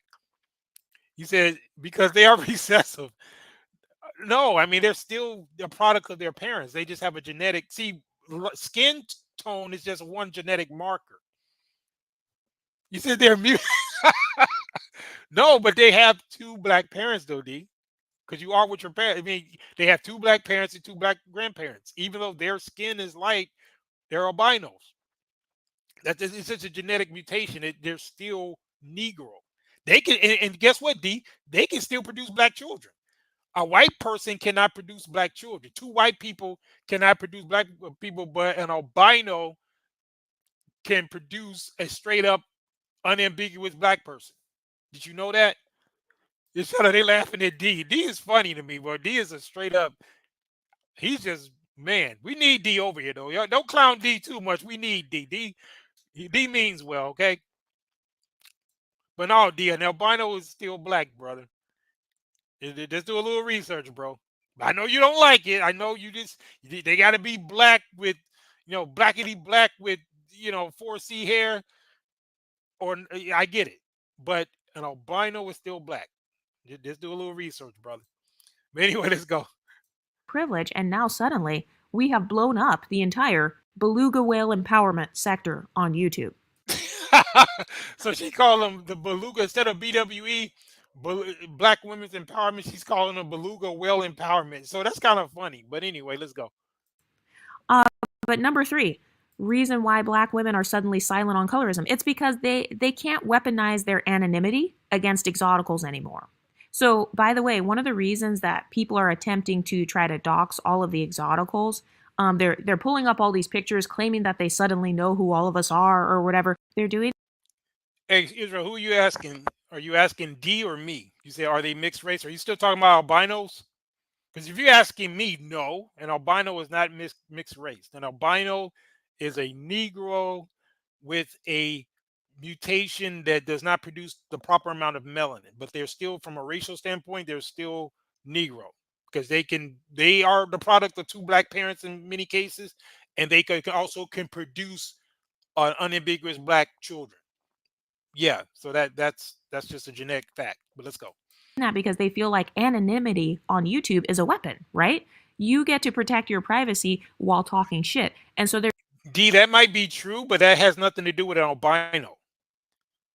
See, that's a separate issue. So you're correct, but that doesn't, that's not necessarily the case with an albino. They're trying to take away the power of anonymity, and they're hoping that by quote unquote exposing you somehow, that it's going to change your talking points, or that you'll get scared and like get off YouTube. So Chrissy was the biggest colorism content creator who used her anonymity to get her message across for dark-skinned black women. And that's fine. I mean, I'm not against that. But now. Yeah, King C and Red, that's a good point. See, that's why they're talking all this decentering stuff. See, some of this is just them. It's kind of like, just rejecting somebody before they reject you type of thing. Because to be honest, a lot of guys aren't checking for a lot of these Western women anymore, unfortunately for them, because of, these type of mentalities like being displayed with her. And it's unfortunate because, they're going to lose in the long term like that. But yeah, you're right, King C and Red. A lot of them you've checked out. Now, all of us ambiguous black women took a page out of their own book. And see, I don't like that terminology she's using because that's hypocritical and it's a misnomer because she's using the term ambiguous black woman. Okay, then that's just as ridiculous as that woman who said she was an unambiguous exotical. So you can't have it both ways. You can't at the same time have an issue with a woman who you had a problem with called the unambiguous exotical because you felt she stabbed you in the back because she was jumping from the exotical space to the unambiguous space. But then you want to jump in blackness, talking about you are an ambiguous black woman. No, you're just an exotical. You are mixed. You're not black. So just live with that. That's the whole point. But let's go.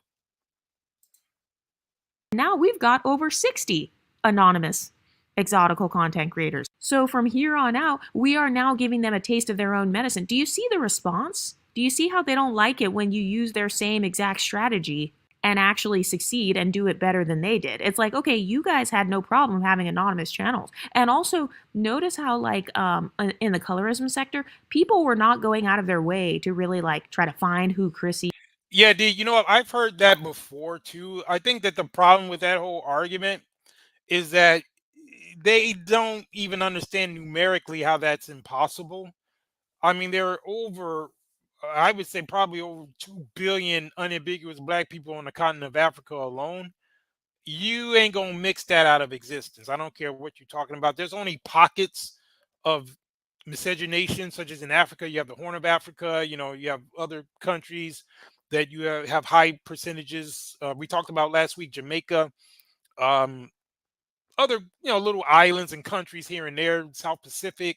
You have certain enclaves where there's a lot of mixing, but make no mistake about it. There's no threat to black people, for example, being genetically whited out. That ain't gonna happen on as long as you got the continent of Africa or all these other places, such as even in Brazil, where there's a lot of mixing, but you still have a huge population of unambiguous black people that are still getting together. So it's just, when I hear that, it just, in some cases, I think it's wishful thinking for some people, but no, at least as it pertains to the black race, is not going to happen. There may be other populations who don't have as strong as population growth.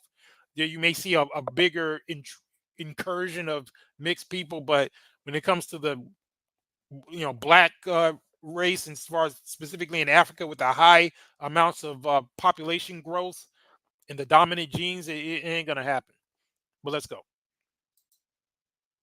Is or try to find who all of the anonymous colorism content creators were. No. They only do that to the exoticals. Why? Because we are perceived as the pretty girls on the pedestal. If you are an exotical, if you benefit from an ism, whether you're dark skinned or light skinned, you are the ultimate beauty standard. Notice that she throws little pictures of herself in there. It's funny, she's trolling, but that's an admission of her, of that being her. Ray Hama in the building. Salute. Cheers. Let's go.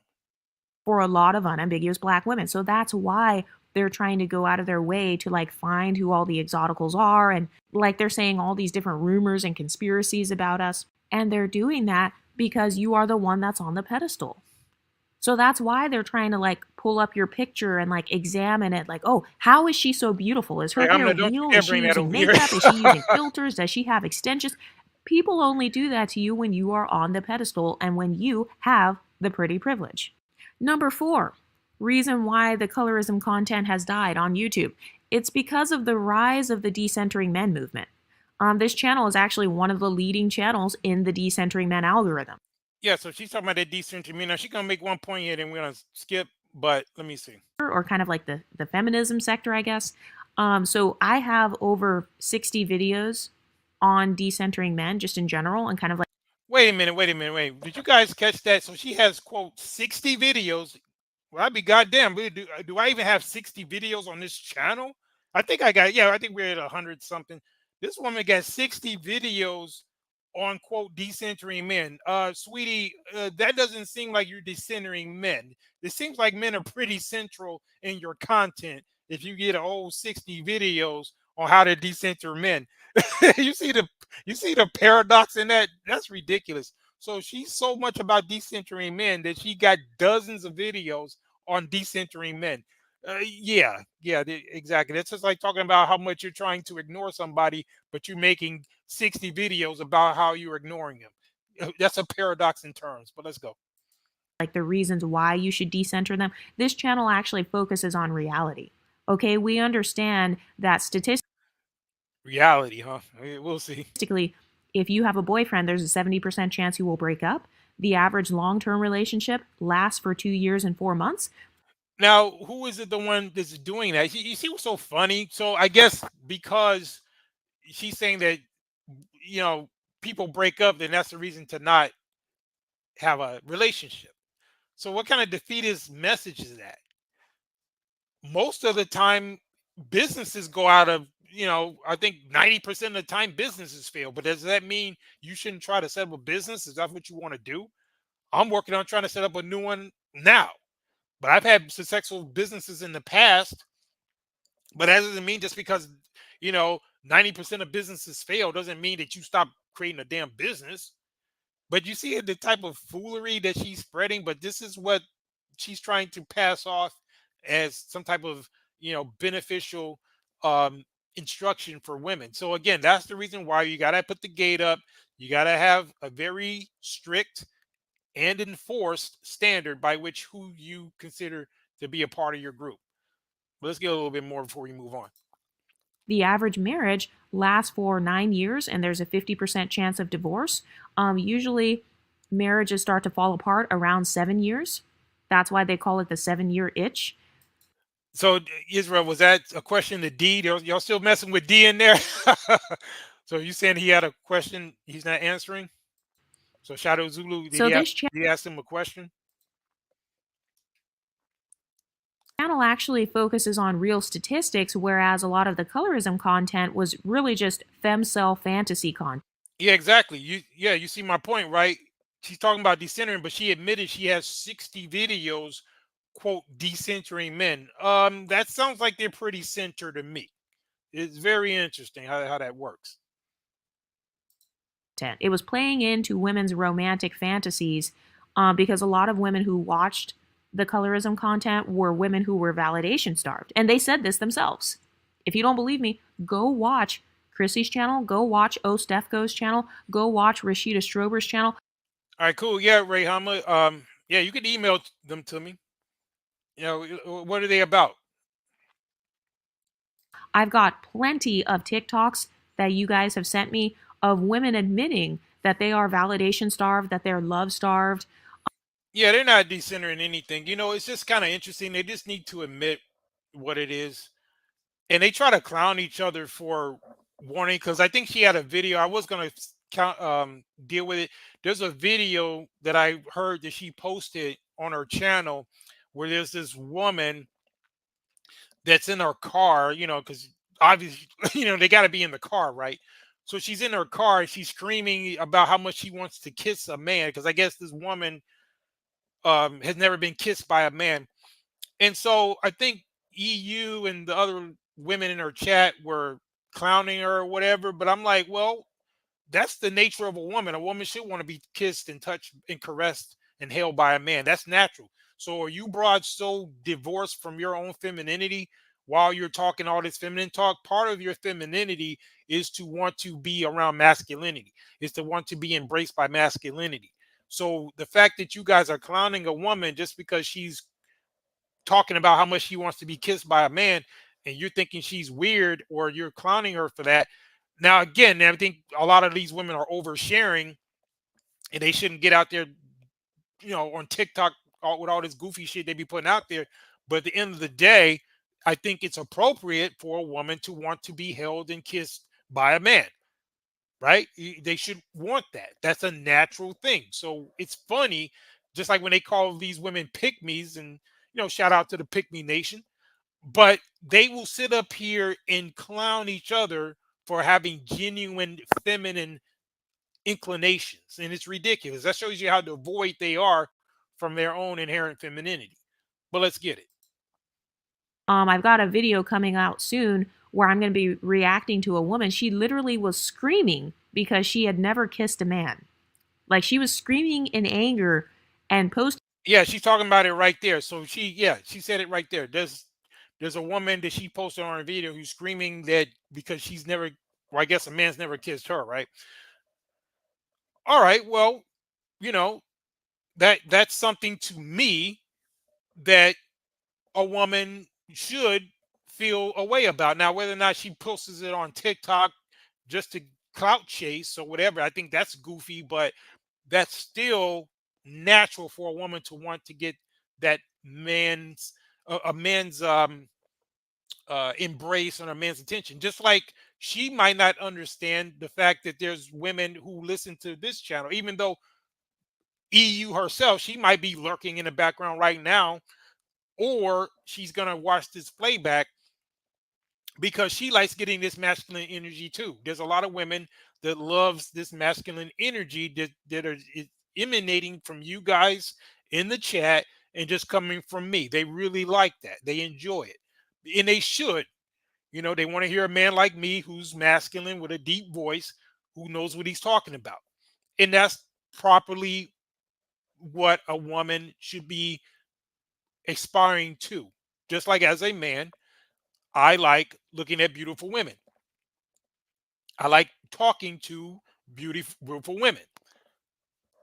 That's just natural. So the fact that they're trying to clown each other over that shows you how devoid they are of their own femininity.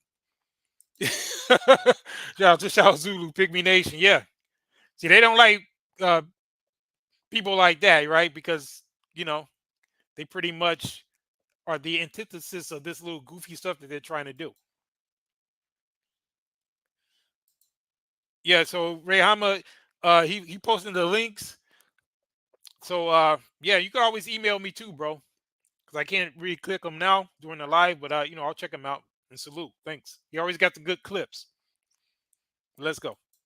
Videos because she was so mad that she had never had a man want to kiss her. So a lot of the colorism content was unambiguous black women profiting off of the insecurities of their fellow dark-skinned black women and kind of like convincing them of how much the world hates them, or kind of convincing them of how undesirable they are. The exotical space doesn't do that because obviously we have dark-skinned exoticals here. I said beautiful, but I know what you're saying, Shadow. And so, speaking of which, we got a little bit of eye candy. You know what? I'm gonna. Yeah, I haven't been giving you guys the proper amount of eye candy lately, so I'm gonna have to drop some gems for you guys a little bit. Yeah, we're gonna get it. We actually have an entire, like, I have a whole dark feminine. She got a lot of exoticals, so you guys are getting eye candy from her video. So she got a lot of exoticals, and again, we're men over here. You know, we like beautiful women. She got some, you know, nice looking women in her pictures. So we can rock with that. You know, just because I say a woman who's exotical or whatever is not black, that doesn't mean I can't find them attractive, right? Even though, like I said before, it may not be my number one preference, but you know, I'll still rock with one if she got the right attitude. It just depends. But let's get it. Femininity series on here. I've got a privilege stacking series on here. I've got a social class he's dating now, and this is who they really choose. And he's dusty because he got. Now, this is actually a good point she's making right here. She's talking about the content that people like Cynthia G and the rest of them would make. They would come out with these ridiculous videos. They'll pick one guy who's dating some fat white woman, and Cynthia G or somebody would create a whole series talking about this is who they choose. You get some African guy who's trying to get his freaking green card, so he got up with a fat Becky, and then she'll make a whole video series about it, talking about this is who they choose.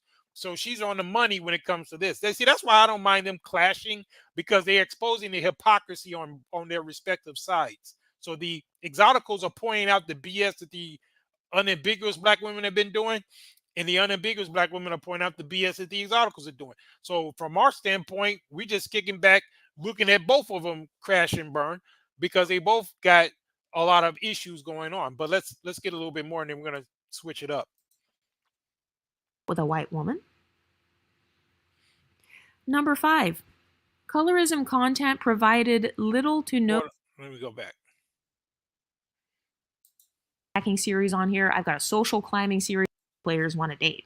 That's really what it was. It was really just that we use. Whereas a lot of the colorism content creators, they were not focus so much on that. They were more so just speculating about who NBA players want to date. Exactly. So she makes a good point there. A lot of those content creators, the unambiguous black women who are talking about colorism, texturism, featureism, their main gripe was because some freaking basketball player may had his own personal preference and he was getting an exotical, and because it didn't look like them, they decided that they were going to take that and extrapolate it to all black men, and all of a sudden all you guys are chasing a Becky or some other unambiguous or some other ambiguous woman, and they're using that as a standard. So this exotical is right, and this is one of their stronger talking points, in my opinion, in terms of calling that part out, because that's what we were even saying even before they started saying it. So, you know, I do kind of salute that as a good point. But yeah, let me get in briefly to what she said about over here. I'm gonna play that, and we're gonna start breaking down some things. We're gonna kind of, you know, hone in on this whole concept of the border concept that I've developed. But I want you guys to hear something that she said on this video.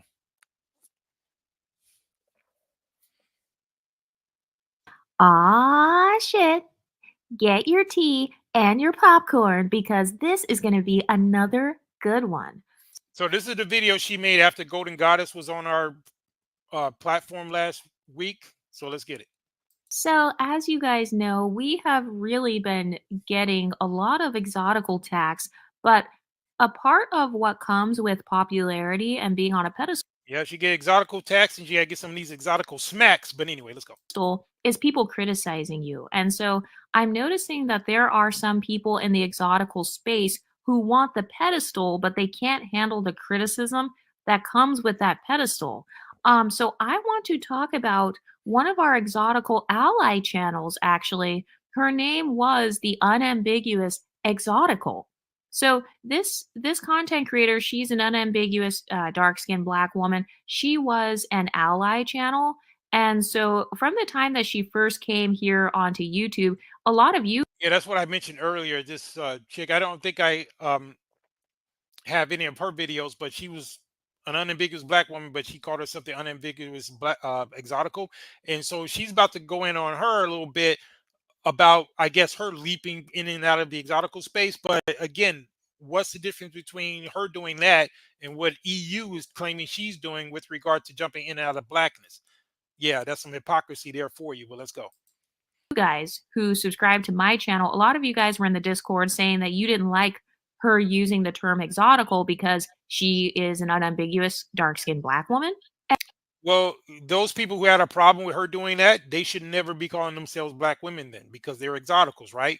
So there's something other than black. So if she can't be an unambiguous exotical, then you can't be an exotical black woman. Fair enough. And so from the time she first came on here, I actually did not care about her using the phrase exotical. I don't own that term. Well, Israel, she would be, but we actually have the receipts and, you know, to show who she actually is. You caught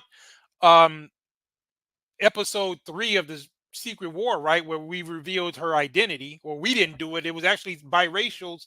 I think it was actually Golden Goddess, who was here last week, that actually pulled the cover off of her and showed her true identity. So yeah, we got her picture is actually in the thumbnail. No, she's not an avatar at this point. We actually know what she looks like. But let's go. I actually want that term exotical to become popular so that we can become a full-blown niche in the. And actually, Jessica X, from what I recall, she wasn't talking about decentering men. She was actually, I guess, what would be considered an ally to the manosphere, right? Because, like I said, I was kind of adjacent to the manosphere, so I would go on certain broadcasts, you know, that would, you know, I would go on there, and sometimes a couple of times we were on the same panel. So, as I recall, she wasn't quite, she wasn't like this one right here, because this EU chick, she's talking about decentering, which is, you know, a load of BS. But and she's also coming with these inherently, whether she admits it or not, anti-black talking points, because she's all about getting herself as far away from a black phenotype and standard as possible, while at the same time trying to keep her little crusty pinky toe firmly planted in the black community so that she can, when convenient, call herself black. But anyway, in Jessica X, as far as I remember, I think she was biracial, but she identified more with black. So she would be what I would consider a person maybe with a permanent residency. I didn't consider her black, but it looks like her at least ostensibly she was pro um, black as far as and black men in particular. But let's go. Algorithm, because that helps your RPM to go up in terms of YouTube money. But anyway, I never said anything negative about Miss Unambiguous Exotical. In fact, I will insert all of the screenshots of myself. Yeah, she's going in on that. I'm gonna get to the part where she kind of goes in on Golden Goddess a little bit, and she's gonna also mention me. But again, I don't think she's wrong for doing that. She has every right to, because we've been giving her that everlasting work over here. But she just got to get it right. That's all. So when you see this EU, because I know you're either lurking or you're gonna hear this, you got to know who you're dealing with. And I know I'm not red pill and I'm not a passport bro. Just so you'll know, I've been traveling way before there was a passport bro thing, and we're a lot more sophisticated than the red pill situation. So tune in more, you'll get it. But let's go. My own community defending the unambiguous exotic. They've tried to say that I'm like a bleacher and all this different stuff. So you said you were a bleacher. You see how ridiculous he is? She's saying they trying to say she's a bleacher. No. You admitted you're a bleacher, and you actually claimed that you're proud of it. So what is it with this? They say you're a bleacher. No, you said you were a bleacher. These women have gone out of their way to try to destroy the exotical space. And I was watching this video. There's this other girl called the Strategic Feminine. She's not strategic, nor is she feminine based on her content. So literally, as far as what's been going on in these YouTube streets, it's literally exoticals versus BWE, beluga whale empowerment. So that is kind of funny, but yeah. So they're literally trying to go out of their way to smear the exoticals because their talking points are outdated, and their talking. Yeah, Israel says Passport Bros took off in 2022. I traveled before Passport Bros was even a thing. Yeah, I was, man, if it took off in 2022, man, please, I was traveling over a decade before that. So no, I mean, and again, the whole Passport Bro thing, that is kind of like I would just consider another form of tourism. Although there are passport bros who go overseas and they get married and do certain things, but they are not as deep in the travel as someone like me who's old school with it, who's been to multiple countries, currently lives in another country, does business in another country, all of that kind of stuff. It's more or less kind of more of a hobby type thing, whereas with me it's a lifestyle. So that's the thing. So it's just about clarification. She didn't know, so now she, when she watches this, she'll get it. But we'll see. Points aren't as strong as ours. So I was minding my business, enjoying my exotical tax and enjoying my pretty privilege when this woman's hilarious. Like I said, EU, when you listen to this, keep doing what you're doing. I know you got other people that are coming into the space. I've talked about this in my opening content. There's people who are grifting and so forth who don't understand what this is really about, and that's cool. But over here, we understand what this is about, and we are a necessary position to have in here because you need that male or that masculine perspective. So we don't have a problem with what you're doing. We think it's ridiculous, but it's entertainment. So I don't personally have an issue with it. So she's kind of funny to me. So I think it can be dangerous if you take her seriously. I don't, but for the women that do, like I said, then it can be dangerous. And that's the reason why we're speaking out against this, because it's incumbent upon us as their digital daddies to just clarify a few things, because as usual, they're going to be going over the cliff. But let's go. I came across, apparently, one of the girls who was an ally went on a live stream of this woman who has claimed to have Yeah, Shadow, you got me beat. You say you've been traveling since '88. Yeah, that's a long time, bro. I was in grammar school, but anyway, salute. Well, I've been traveling, but I was like, in the States, with my parents at that point. But as far as internationally on my own, yeah, I started back in the early 2000s. So yeah, but yeah, there wasn't no such thing. YouTube didn't even exist at that point, much less some password bros. But anyway. dox me or whatever. Because a lot of people, they're trying to make money right now off of the exoticals. That's the only way that they can like get views on their channel. Notice how the channels like Harmony Simone TV, the Strategic Feminine, Golden Israel, you a damn fool anyway. Goddess. If you look on their videos and filter it by the most popular videos, a lot of their most popular videos are videos about exoticals. Okay, so that's the only way that they can stay relevant. They're very similar to So Zulu, are you older than me? Are you this elder statesman over here in terms of age? I thought I was the oldest guy over here. But anyway. Chrissy. They have stagnated or dying channels because they have outdated talking points or no talking points at all. They tend to flip-flop depending on whatever they think is popular. So part of what they're trying to do is ride the coattails of exoticals or pretend like they have all this secret information about exoticals, or they will even Well, Golden Guys did have secret information about you, and that's why they revealed it, and that's why you're a little salty, making all these different videos and deflections and all of that. But let's get it. You know what's interesting? There's a part in this video. I don't know if I'm going to get to it because I got other stuff I want to get to. But there's a part in it where she's saying, well, if she was so offended at people coming out, putting these pictures out, then she said, and this is what came out of her mouth, she said that she would take action and start, flagging channels because they're putting pictures of that, individual that's suspected to be her. So she just dry snitched on herself because what other basis could she do that unless it was her? You see how remedial a lot of these ladies are? She's literally said that if she wanted to, she could flag all of the channels that start putting her picture out there, while at the same time she's trying to deny it's her. Well, the only basis you could do it is if that's you. Otherwise, that actual person, whoever it is, if it's not you, they would have to be the one to do it. But since she said that she could do it, she's literally dry snitching on herself. I mean, like I said, she is hilarious. But again, EU, just keep it up. And try to interview. Like I saw this one red pill passport bro, unambiguous black man. Now that's how she describes me. Just oh, by the way, Ray, you say you don't have my email, bro. Check the look in the description of this video once it posts. It's in there. I would post it now, but I'm gonna be changing video soon. But look in the description of this video or one of the other lives that we did. The email is in there for future reference. I thought you had my email, bro.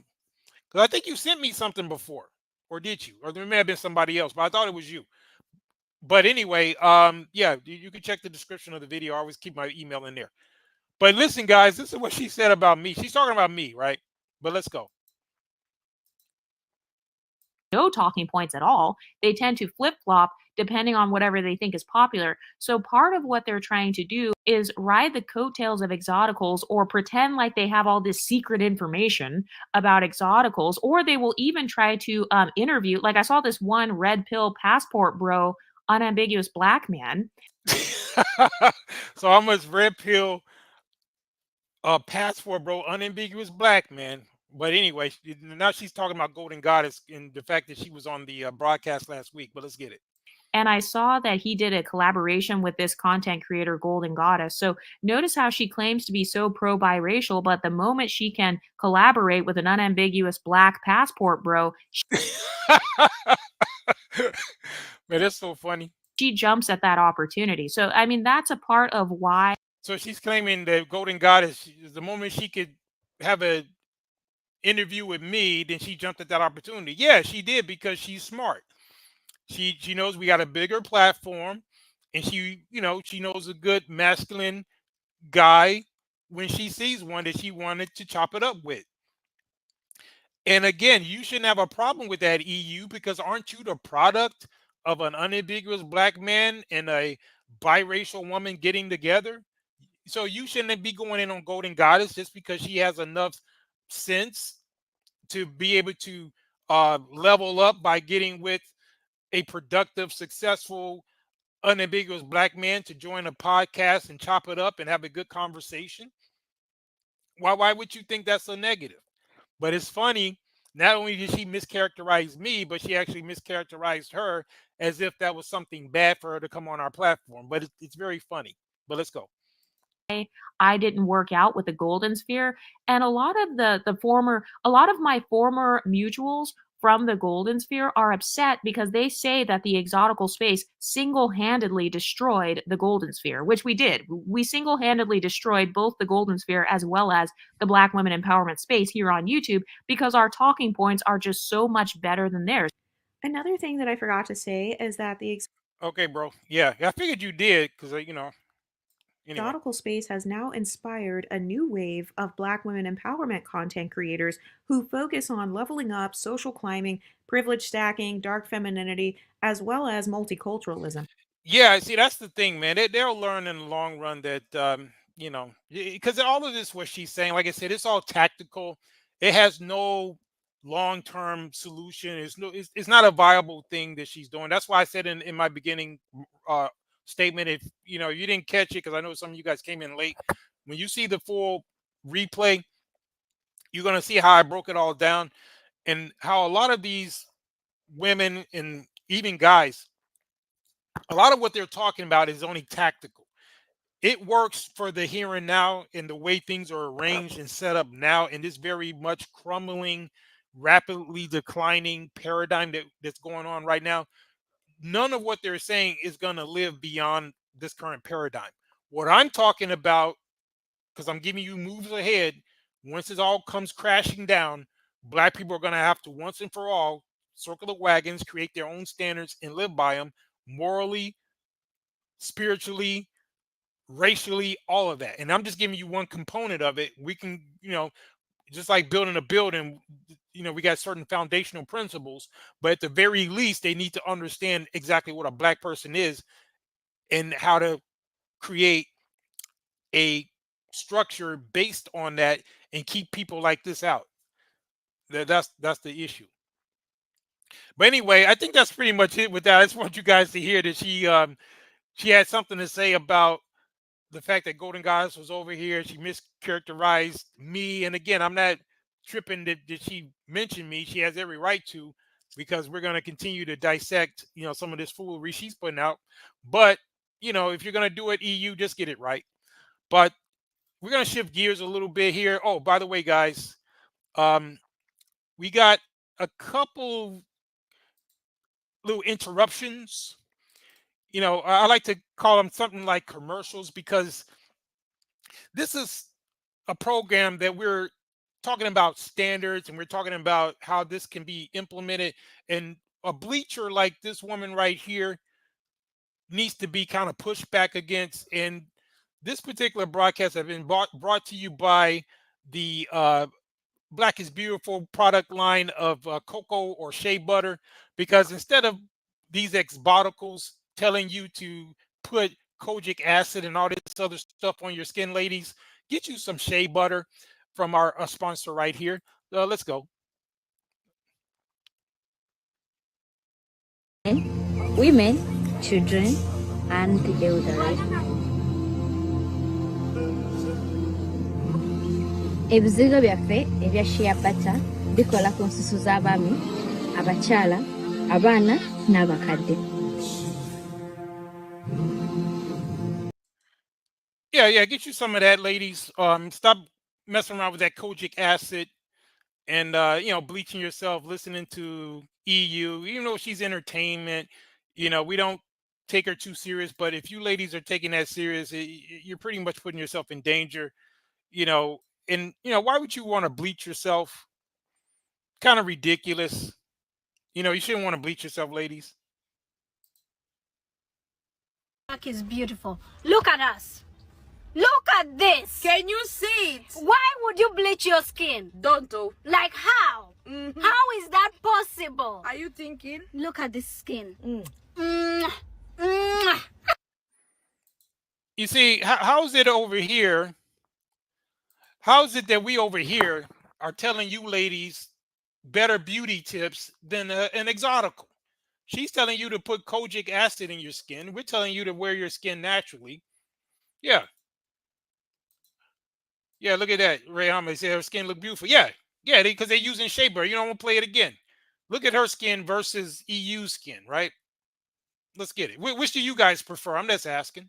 Since we're so colorist. It's on men, women, children, and the elderly. Ebizigo byaffe ebya shea butter bikola ku nsusu z'abaami, abakyala, abaana n'abakadde.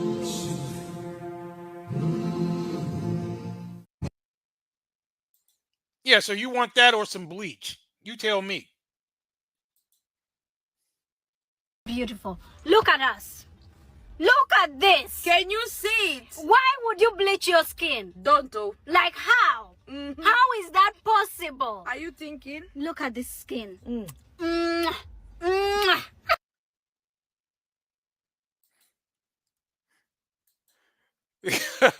So Israel, we say you don't rock one. You must be talking about the ones that are in America, because the continental ones are still decent.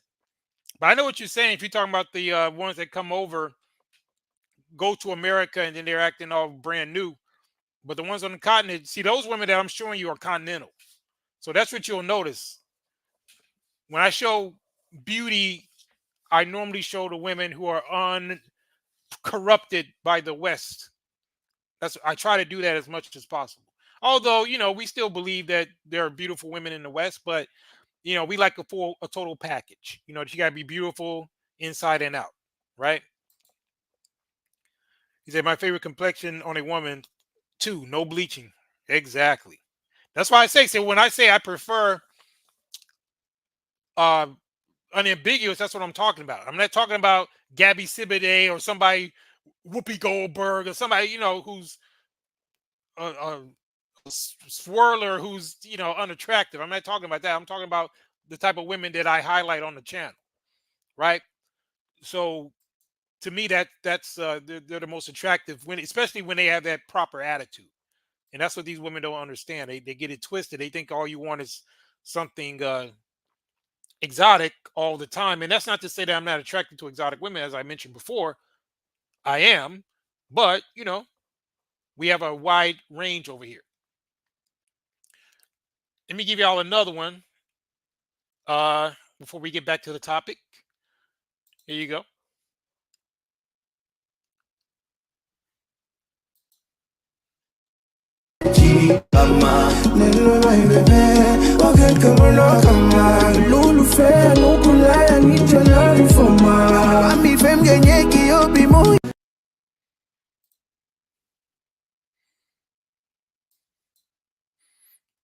Yeah.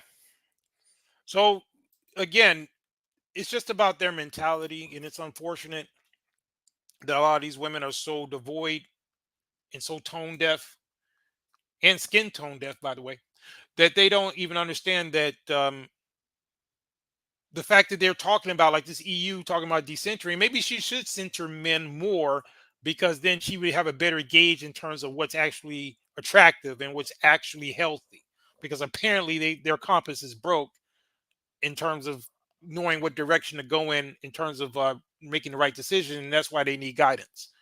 But again, we'll let the simps handle that, because at this point, a lot of these women are unfortunately, beyond the point of no return, unfortunately.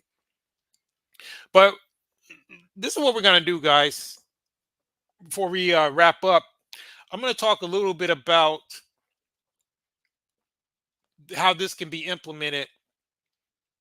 And I'm going to bring up who I think is one of the pioneers of this type of conversation. And I used to kind of share his work back in the day, because like I told you guys before, I used to be on those message boards back in the mid 2000s. And I had a very successful blog and successful threads that I used to create. I had about 50,000 people following, and I was huge back then. This was before YouTube really popped off.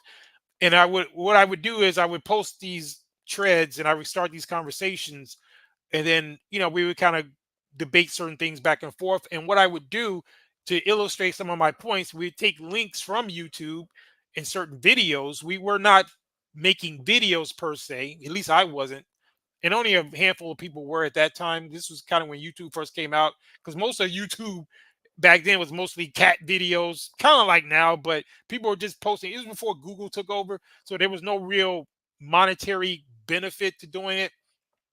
It was a still the original owners that had it before they sold it to Google. So people were just posting goofy stuff, but every once in a while people would post some educational stuff, and then I would use it for that, and I would take those links and I would add them to my blogs or to my threads, and a lot of times I would be able to kind of illustrate what I was saying with videos. And one of the people I would use was Dr. Clark Anderson. So I'm going to post some of the things that he said in terms of the problem with blacks not creating a strong border in terms of creating protection to prevent, in this case, what he was talking about was immigration. And just like if you look at Kamala Harris, how she's grifting, it's good that a lot of black people see her for what she is. And like he said, we've even given Candace Owens credit for her work in pulling the cover off of her true identity. And we did highlight that in episode 3, Revenge of the Sis. And we showed how Candace, who was an unambiguous black woman, was pulling the cover off this ambiguous black woman, which is Kamala. And if you think that it's a problem or it's not a problem with regard to this ambiguous thing, then look no further than Kamala and see all the problems coming with her and how she's grifting and how she's creating a gateway so that she can flood the zone with a bunch of immigrants. And Dr. Clark Anderson is going to show why that's a problem. So I'm going to play this video and I want you to check it out. He was warning back then. He was telling black people that by 2013 or 2015 they would become a permanent underclass. And blacks, unfortunately, already did, even though the full consequences have not been realized yet. But I'm going to show this clip. Let's get it. Immigrants into the country. And that's what Dr. Price is talking about. And nobody, no black politician. And this was back in the early 2000s when he made this, guy. So what he was saying was right on the money. And again, I consider Clark Anderson multiracial or mixed, so therefore not black, but at the same time I consider him a permanent resident or ally. So this is what I mean by a quintessential example of someone, even though they may not be genetically full black, he is such a benefit to black people that you got to acknowledge that from a cultural standpoint he can be black. That's what I say. Even though he may not meet the 80% rule, he's still, in terms of his work and his commitment over the years and the warnings that he tried to give, I got to give him credit for that. But let's go. No black organization wants to deal with that issue. They will avoid it at all costs, even though in their hearts they know that's one of the biggest problems for black folk. We anticipate in the next 10 to 12 years, approximately 8 to 6 million Hispanics coming into the United States and 41 million Asians. You have been the majority minority for 400 years in this country. You have been the number 2 population for 400 years. You're going to get kicked out of being number 2. You're going to go down and become number 4. Well, D, that's what I'm saying. See, that's why we have to have a standard. I don't disagree with you, but we have to have a standard that can allow for him and a person like Malcolm X or Dr. Clark Anderson to kind of have what I would consider to be a permanent residency within the black race. You can consider it like a country. You have naturalized citizens who were born there, like those of us who are unambiguously black. We got 2 black parents, 2 black grandparents, right? So we're citizens. Somebody else, or people who are not, then they're not black. But at the same time, from a cultural standpoint, you can account for the fact that they're contributing. Just like if you have a country and immigrants want to come over, they want to go through the proper channels, they want to become, they want to get like a permanent residency because they have something to give. Just like if you got a country, you'd be a fool as a country not to have some type of immigration policy where you're going to allow some people, even if they're not a homegrown citizen, where they can come in and contribute. That's what I'm talking about. And then, as a result of that, they get the benefit of being associated because they are contributors. While on the other hand, you may have some people who just are not necessarily contributors, but they can talk about Black issues. They can contribute. They can get what's like a visa, right? And then you have some people who, like Rachel Dolezal and the like, because they tried to sneak in, they're illegal immigrants, they get put out. Just like you would do, or what should happen when you get a bunch of illegal immigrants into your country. So that's just a practical way to deal with it.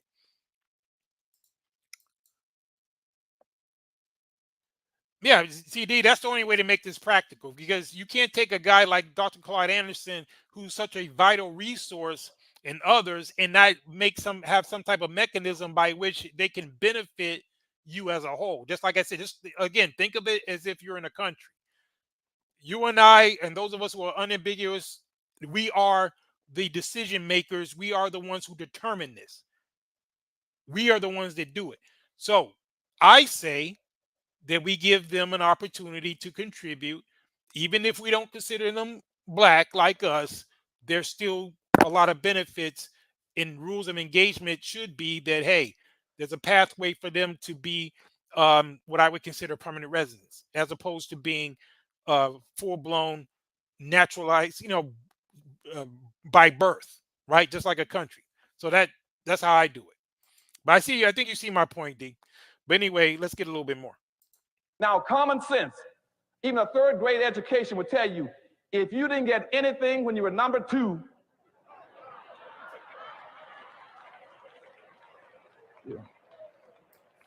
you all jumped ahead of me, but anyway, you can guess what you're going to get when you become number 4. And the worst part about it is as you descend and go down to number 4, those other groups are going to go up. And as they go past you, you're going to have major racial clashes in this country. You're going to have fights all over this country between Blacks and Hispanics, Blacks and Asians, Blacks and poor whites. Right, D. See, D, that's exactly what I'm saying. You're not us from a genetic level, but just like if you have a country and you have somebody, let's say, for example, you got a country like South Korea, Japan, whatever, right, that has a homogenous society.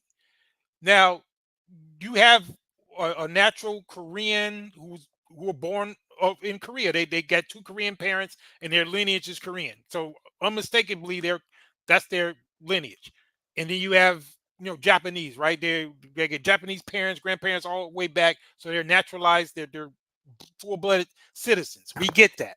Now, if a person who's from a different country wants to go over there, contribute to their society, create jobs, do whatever, they have a right, even though they're not, quote, Japanese or Korean, they can still be permanent residents. It takes time, just like I'm saying, like Claude Anderson, he didn't put in work. That man been putting in work for the Black community for 30 years, or however long he's been doing it.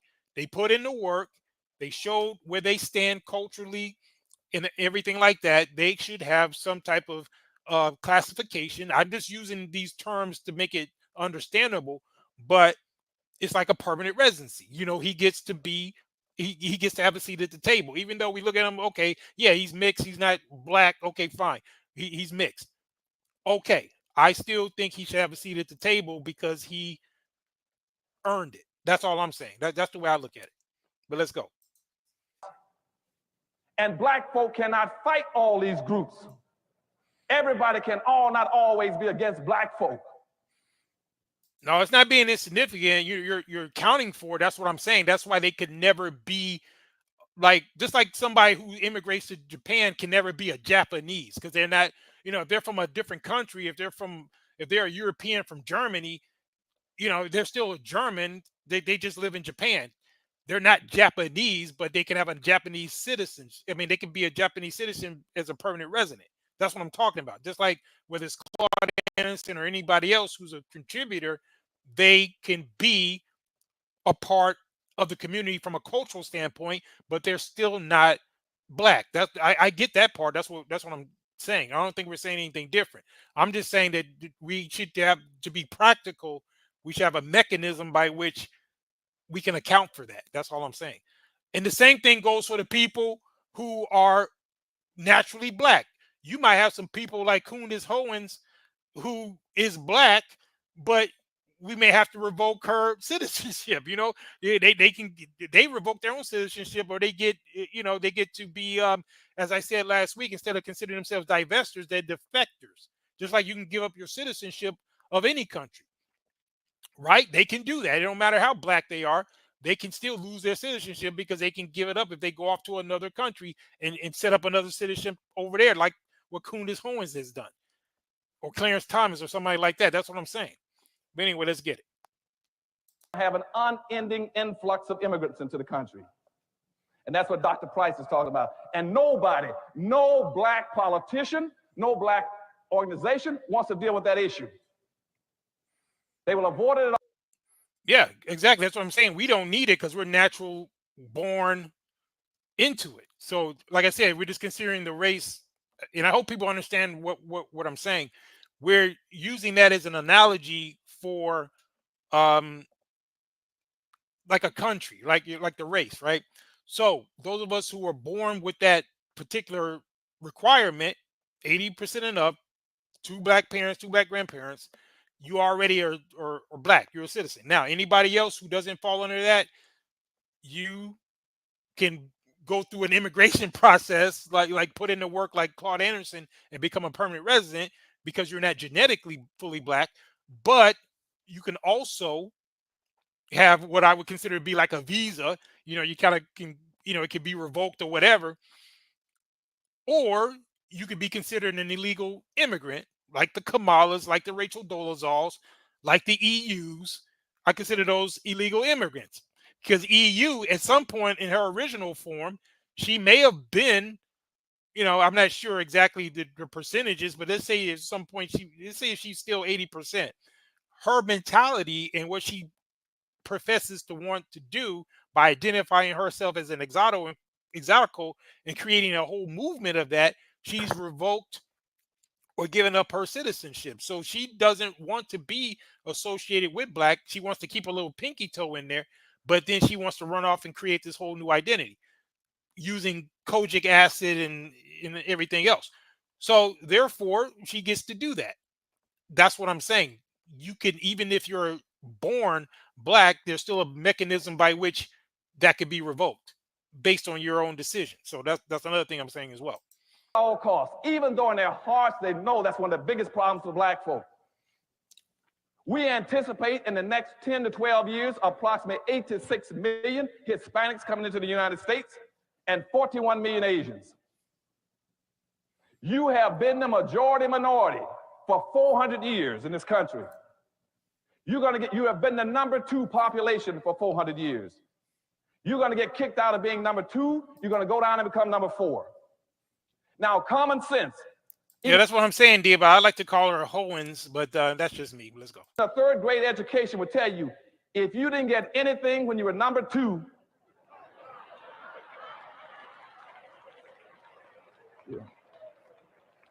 you all jumped ahead of me, but anyway, you can guess what you're going to get when you become #4.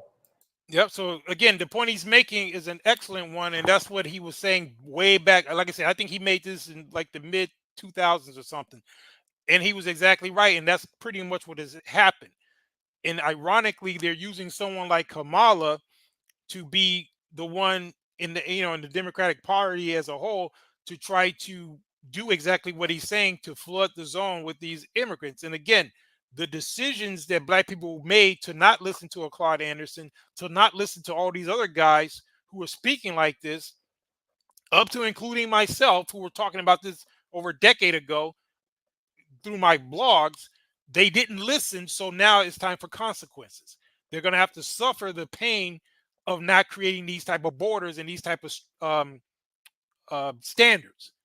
But when it's said and done, then they're going to be able to do it. Who's ever left?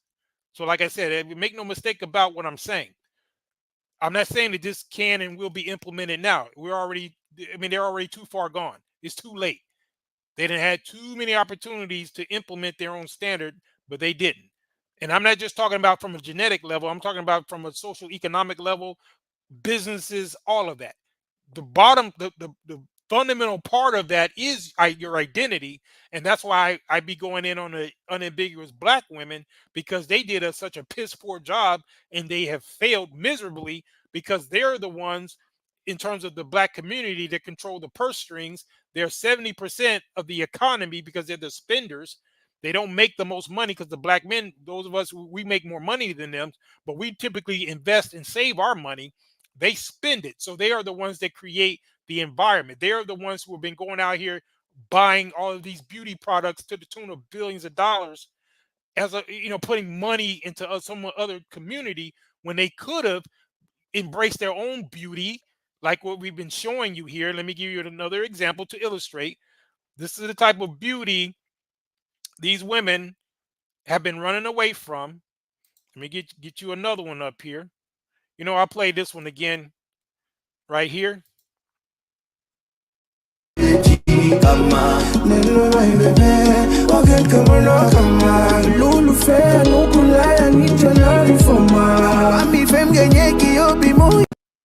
Yeah, instead of them doing that or making products like this. Women, children, and the elderly. Ebizigo byaffe ebyashiyapata bikola ku nsusu z'abaami, abakyala, abaana n'abakadde. Yeah, instead of those exoticals who are getting their beauty out of a bottle, the exoticals, bleaching, that's the type of bottle they need to be using or teaching women to use. And then getting the benefits of creating their own economy. Creating, even if it's wigs, make it 4C wigs or your own texture, so that black women who are growing their hair, they can, if they have hair to spare, they can give it to you and you can make wigs out of it. Whole nother industry that they could create. But instead, they'd rather give that money to Asians. But that's the type of foolery they've been doing for all these decades. And now they've reached a point where the immigrants are flooding the zone. The Democrats ain't doing a goddamn thing for them. The economy is imploding. Inflation's out of control.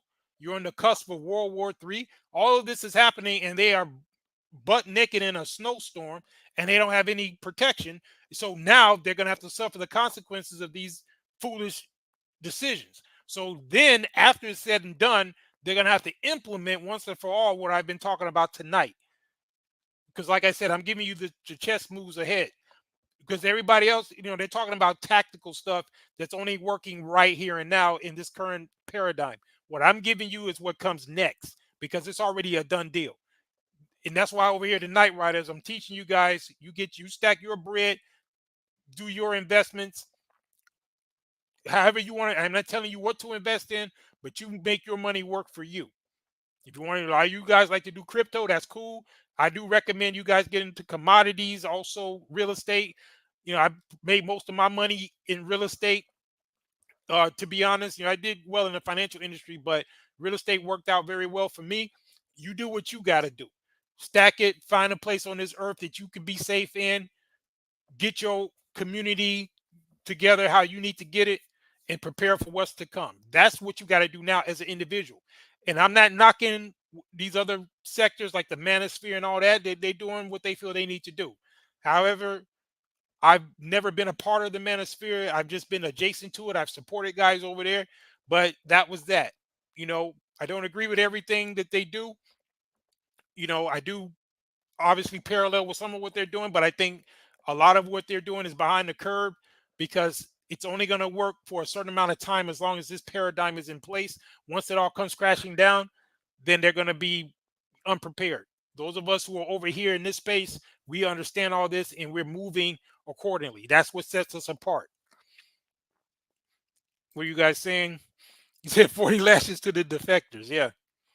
And then Israel says real estate is always going to make money. Yeah. And again, I'm not even saying that it's guaranteed or nothing, because, you know, you can still lose money, but I'm just giving you personal experience. And again, like I said in the opening segment, you know, I'm glad that I don't have to be a clout chaser, and I can, you know, spend this time with you guys and give you this game and still do my business in the real world. And that's not to say that I don't appreciate when you contribute, you know, because like I said, I, you know, basically fund this myself. But at the same time, you know, that's the reason why I want to make sure you guys got good production and, you know, and all of that. But we appreciate, you know, whatever you want to contribute. But at the same time, I don't have to water down my message.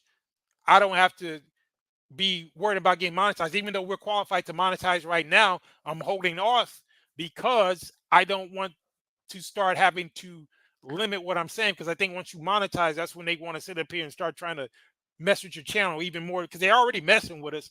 So I can only imagine once I monetize what they're going to be doing. So I'm kind of holding off. I may do it at some point, maybe when we get north of 10,000. I'm still debating it, but in the meantime, you know, you guys can support with the Zelle.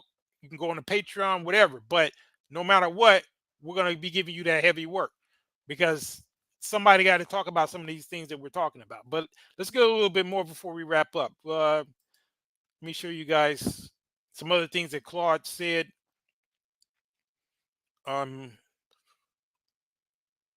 Yeah, let me give you this one right here.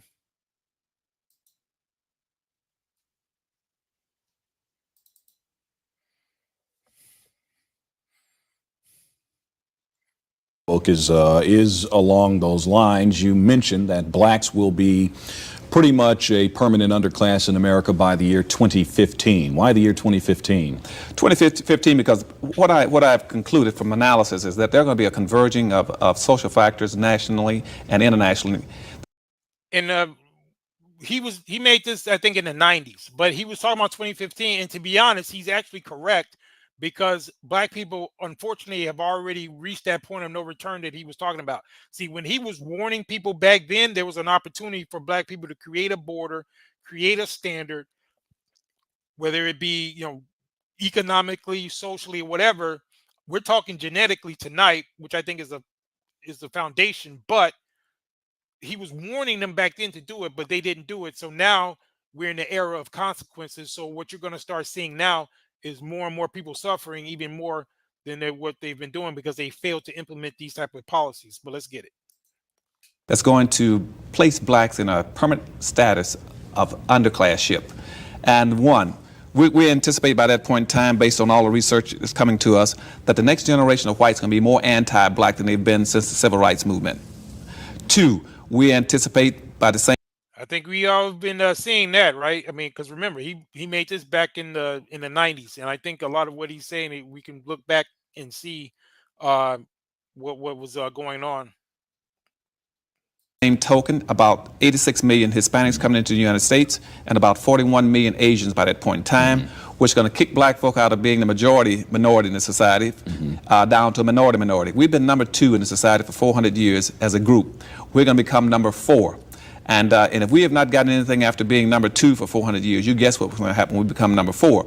Because at that point in time, all the new groups coming into America, they're coming in higher than we are, because this country operates off of a preferential acceptance program, which means that groups are coming in based on skin color. They're going from the lightest down to the darkest. Light, yellow, brown, black. And that's what our immigration laws are based on. Yeah, so my point is that's the standard by which the country is using against you. Shouldn't you reverse that and have an inverse standard, like what I'm telling you? You embrace your own phenotype, exclude people who aren't in that, not negatively, because like I said, you can still get along with people just because, you know, they're not your exact phenotype. Don't mean it has to be hostility, but you have to embrace who you really are and create your own inverse standard to what he just said. And that's what I've been talking to you guys about tonight. But let's get a little bit more.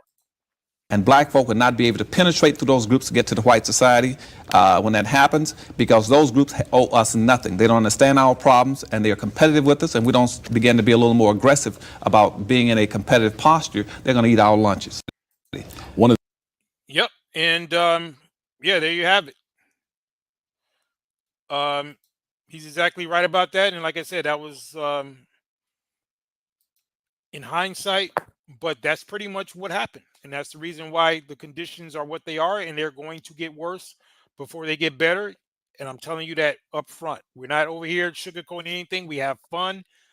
We enjoy ourselves, but we are realists. And I'm telling you, you got to get prepared for what's coming.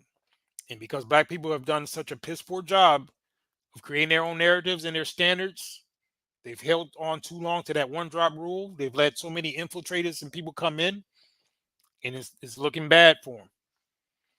And I'm going to show you guys this other person to show you how, as men, we had to take the reins and create a new standard, because you had women like, I'm sure you probably heard of her, Toni Morrison. She's passed on to a better place, but, you know, which is not here. But she is the one that came up with that whole trope about Bill Clinton being the first black president. If you know anything about what the Clintons have done to the black community, if you don't, you need to research that. But she had the audacity to crown him as the first black president.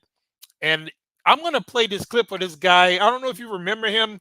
We came across this clip, but he's going to break it down. I think it's going to be a good tone to leave the broadcast on, because he's going to drop some fire. I don't agree with everything he says, but this guy, Pastor Manning, he used to be big back in the day, but I used to see some of his videos, but he's going to break this down pretty interestingly. And I want you guys to see that before we wrap up. So and he's going to talk about the problem that was caused by a lot of these people, specifically a lot of these women who were so willy-nilly with our identity, to the point that she would take a man like Bill Clinton and bestow upon him the moniker as the first black president. But let's get it.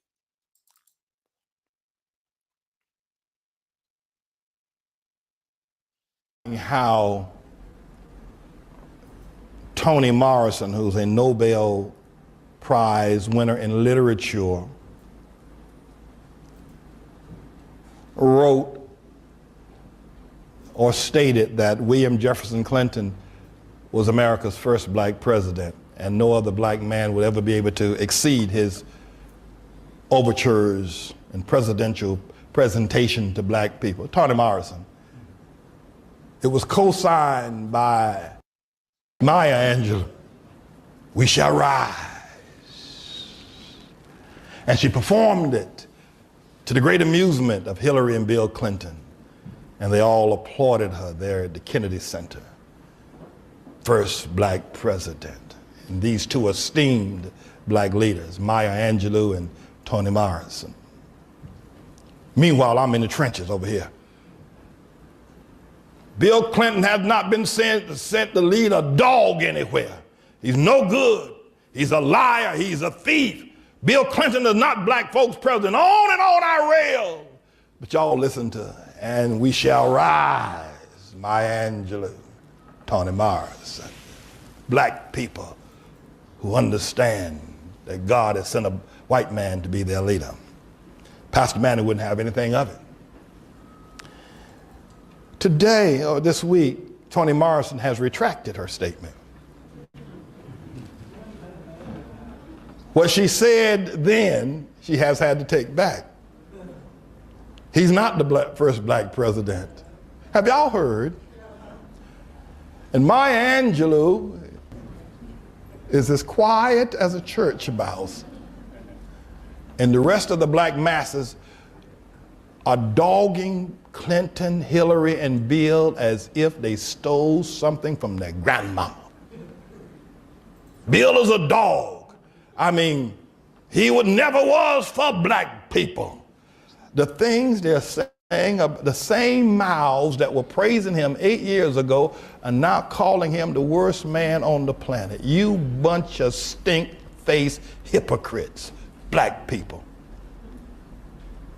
Whatever the outcome, I've already told you what it is, but whatever the outcome, There will never be a politician that will ever trust y'all again. You see how y'all turn on people who you once prayed? You will never be trusted again. Now this thing is going to work itself out. Now again, I don't agree with everything Manning says, but he's dropping bombs right here. He's dropping fire. And again, he was right. He made this years ago, but he's actually right. Let's get it. I've told you how it's going to work out. But y'all are through. Nobody will ever trust you again because one day you're with a man and the next day you're dogging him. And you don't want anybody to tell you that's what you're doing. You hate the truth. You're so fickle-minded, silly, and foolish. I have been recently outlining how Yeah, I agree with you, D. But yeah, in that case, in that particular instance, he was dropping fire. He was correct. And I played that to show you guys that there have been people warning, like he warned against when black folks was talking about Bill Clinton being the first black president and Toni Morrison out there said it, and she later retracted it when she saw the damage he was doing, but the damage was already done. Like I said, Negroes holding on to that one drop rule for as long as they did. All the damage is done. Now it's just the age of consequences. So again, after it's all said and done, they're going to have to implement some of the things that I've been talking about tonight. But anyway, that's going to be it, fellas. Right under the 3-hour mark. Appreciate you. So, yeah, let me give you a little eye candy on the way out. I don't want to necessarily end on Manning there. Give you a little bit of eye candy on the way out the door. See what I got for you guys. Hold on. See one you didn't see yet. Hold on. Okay, her sitting at the table.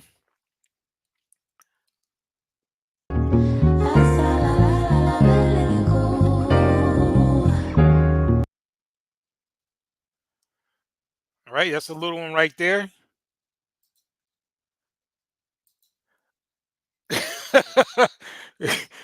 See, you bringing that over here, Israel. See, I'm more hygienic over here. You know, I think I made it clear. Although in some cases, you know, it depends. But, you know, that's a conversation for another time. But I'm more of the hygienic side over there. But, yeah, let me give you guys, let me see. I think I got one more here before we wrap up. Let me give you this other one. But salute to you guys. Know it's late where you guys are, so salute for being up. Let me give you this last one right here.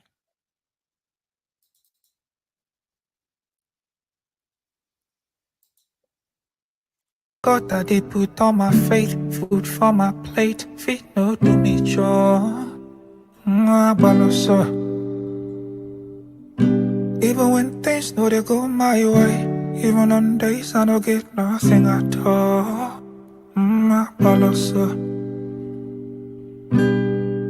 I be common person, but my happiness will still be my own. Everybody get round, no me say oh, passing my own. All right, there you go. It's ready to get out of here, bro. Well, y'all crazy. Well, anyway, I appreciate you guys, man. Much love. Thank you guys for showing up and showing out as per usual. I appreciate you. So that's it for the broadcast. I think we went in. I think it was fire. To be continued. And we're going to end the way we always do. Once again, salute to everybody that was in the building. Yeah, I think we got another one. We're not just a broadcast. We're a squadcast. There's a very big difference. Mission complete. Over and out.